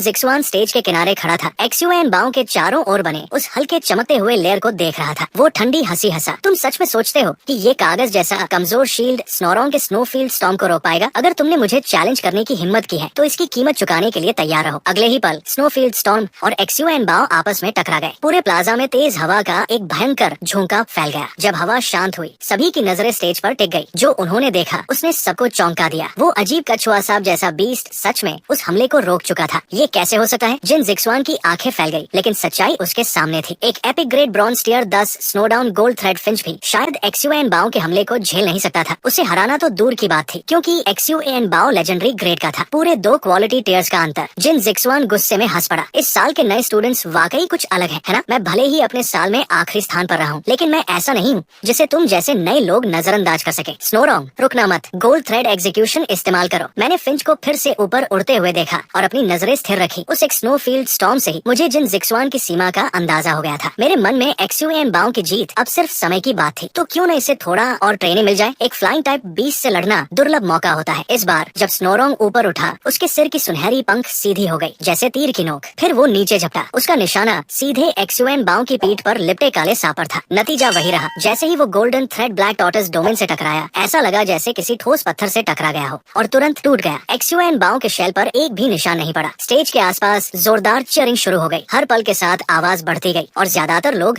अब मेरी तरफ से चिल्ला रहे थे। जिन जिक्सवान अब अपने होश में नहीं था। वो ये स्वीकार नहीं कर पा रहा था कि कोई अनजान व्यक्ति लगातार 2 बार स्नोरोंग के हमलों को रोक चुका है। गुस्से ने उसे पूरी तरह घेर लिया। उसने स्नोरोंग को फिर से हमला करने का आदेश दिया। उसी समय मैंने हल्की सांस ली। ब्रॉन्ज टियर 10 अब एक्सयूएन बाओ के लिए ट्रेनिंग पार्टनर के लायक भी नहीं रहा। अब इसे खत्म करना ही बेहतर था। एक्सयूएन बाओ, उस पक्षी को नीचे गिराओ। एक्सयूएन बाओ ने तुरंत समझ लिया। उसने अपना एक पंजा उठाया और पूरी ताकत से स्टेज पर मारा, जैसे पानी पर प्रहार किया हो। एबिसल सी प्रेशर सक्रिय हो गया। स्नोरोंग गोल्ड थ्रेड फिंच अभी भी हवा में था। तभी अचानक उसे ऐसा लगा जैसे उसके ऊपर कोई पहाड़ गिर पड़ा हो। वो सीधे आसमान से नीचे गिर पड़ा। स्टेज पर खड़ा मैं अब उस पर और समय बर्बाद करने के मूड में नहीं था। मैंने एक्सयूएन बाओ को यिन अबिस मिस्ट इस्तेमाल करने का आदेश दिया, लेकिन इंटेंसिटी को कंट्रोल में रखने को कहा, ताकि फिंच को ज्यादा नुकसान न पहुंचे। स्नोरोंग, जिन जिक्सवान चिल्लाया। उसका दिमाग गुस्से से भर चुका था। अचानक उसने अपनी जेब में हाथ डाला, एक कंचे जितना छोटा रोशनी से भरा और निकाला, और उसे अपनी मुट्ठी में कुचल दिया। एक घनी ऊर्जा की लहर तुरंत स्नोरोंग को घेर गई। जैसे ही वो ऊर्जा खत्म हुई, स्नोरोंग पर लगी सप्रेशन हट चुकी थी। वो अपनी असली शक्ति पर लौट आया था। सिल्वर 3, गांव के लड़के, तुम और तुम्हारा वो कछुआ यही इस स्टेज पर रहोगे। जिन जिक्सवान की आंखें हत्या की मंशा से भरी हुई थी। वो मुझे चीर देने को तैयार लग रहा था। स्नोरोंग, इसे खत्म कर दो। अब स्नोरोंग सिल्वर 3 पर था। उसके पंख जोर से फड़फड़ाए और उसने यिन अबिस मिस्ट को छितरा दिया। मेरी आंखें सिकुड़ गई। ये बहुत बुरा था। सिल्वर 3 एक्सयूएन बाओ से पूरे 4 टियर्स ऊपर। इसमें जीतना नामुमकिन था। स्नोरोंग ने खुद को आजाद किया और तेजी से हवा में उड़ गया। एक भयंकर ठंडी किरण नीचे की ओर आई, सीधा एक्सयूएन बाओ को निशाना बनाते हुए। तभी कहीं से एक हल्की गर्म हवा स्टेज पर बह गई और उस ठंडी किरण को पूरी तरह खत्म कर दिया। बाईफेंग धीमे कदमों से चलते हुए स्टेज पर पर आए और ठंडी आवाज में बोले, जिन जिक्सवान, डिसिप्लिनरी ऑफिस में रिपोर्ट करो। अगर दोबारा ऐसा किया तो तुम्हें निकाल दिया जाएगा। जिन जिक्सवान के दिमाग का सारा गुस्सा एक पल में गायब हो गया। असेसमेंट के नियम तोड़ना परमानेंट रिकॉर्ड में दर्ज होता था, साथ ही 6 महीने की सजा भी मिलती थी। उसमें बहस करने की हिम्मत नहीं थी। वो चुपचाप मुड़ा और चला गया। उसके जाने के बाद मैंने हल्की सांस छोड़ी। अगर बाई फेंग समय पर नहीं आते तो एक्सयूएन बाओ को भारी नुकसान हो सकता था। मैं लड़ाई जल्दी खत्म करने में इतना खो गया था कि मैंने सोचना ही बंद कर दिया था। जिन जिक्सवान सिल्वर टियर 3 का था और मैं लगभग इसकी कीमत चुका देता। बाई फेंग स्टेज पर आए और बोले, ये जिन जिक्सवान की गलती थी। तुम असेसमेंट पास कर चुके हो। पहला round full marks 500 points. Entrance assessment में कुल 2 राउंड होते हैं। 400 पॉइंट्स ही स्पार्क यूनिवर्सिटी में एडमिशन के लिए काफी होते हैं। मेरा फर्स्ट राउंड का स्कोर ही पहले से काफी ज्यादा था। स्टेज के आसपास हैरानी भरी आवाजें गूंज उठी। यहाँ तक कि कुछ स्टेज चैंपियंस भी मेरी तरफ देखने लगे। स्पार्क यूनिवर्सिटी में इससे पहले कभी भी राउंड 1 में परफेक्ट स्कोर नहीं आया था। ये बिल्कुल वैसा ही था जैसा तुमसे उम्मीद की जाती थी, जैसी उम्मीद अलायंस के पहले एसएस रैंक से की जाती है। मुझे स्टेज से नीचे भेज दिया गया और कई लोगों की प्रशंसा और ईर्ष्या भरी नजरें मेरे पीछे पीछे चलती रही, लेकिन कोई भी मुझे परेशान करने आगे नहीं आया। वो योशेंग की नजरें मुझ पर टिक गई। उसका चेहरा गहरा हो गया। राउंड 1 में परफेक्ट स्कोर तो क्या गांव का लड़का गांव का ही रहेगा। राउंड 2 में रॉ स्ट्रेंथ काम नहीं आएगी। देखते हैं तब तुम क्या कर पाते हो। स्पार्क यूनिवर्सिटी आने का तुम्हें पछतावा होगा और तुम भी। लेई यांग। लड़ाई खत्म होने के बाद लेई यांग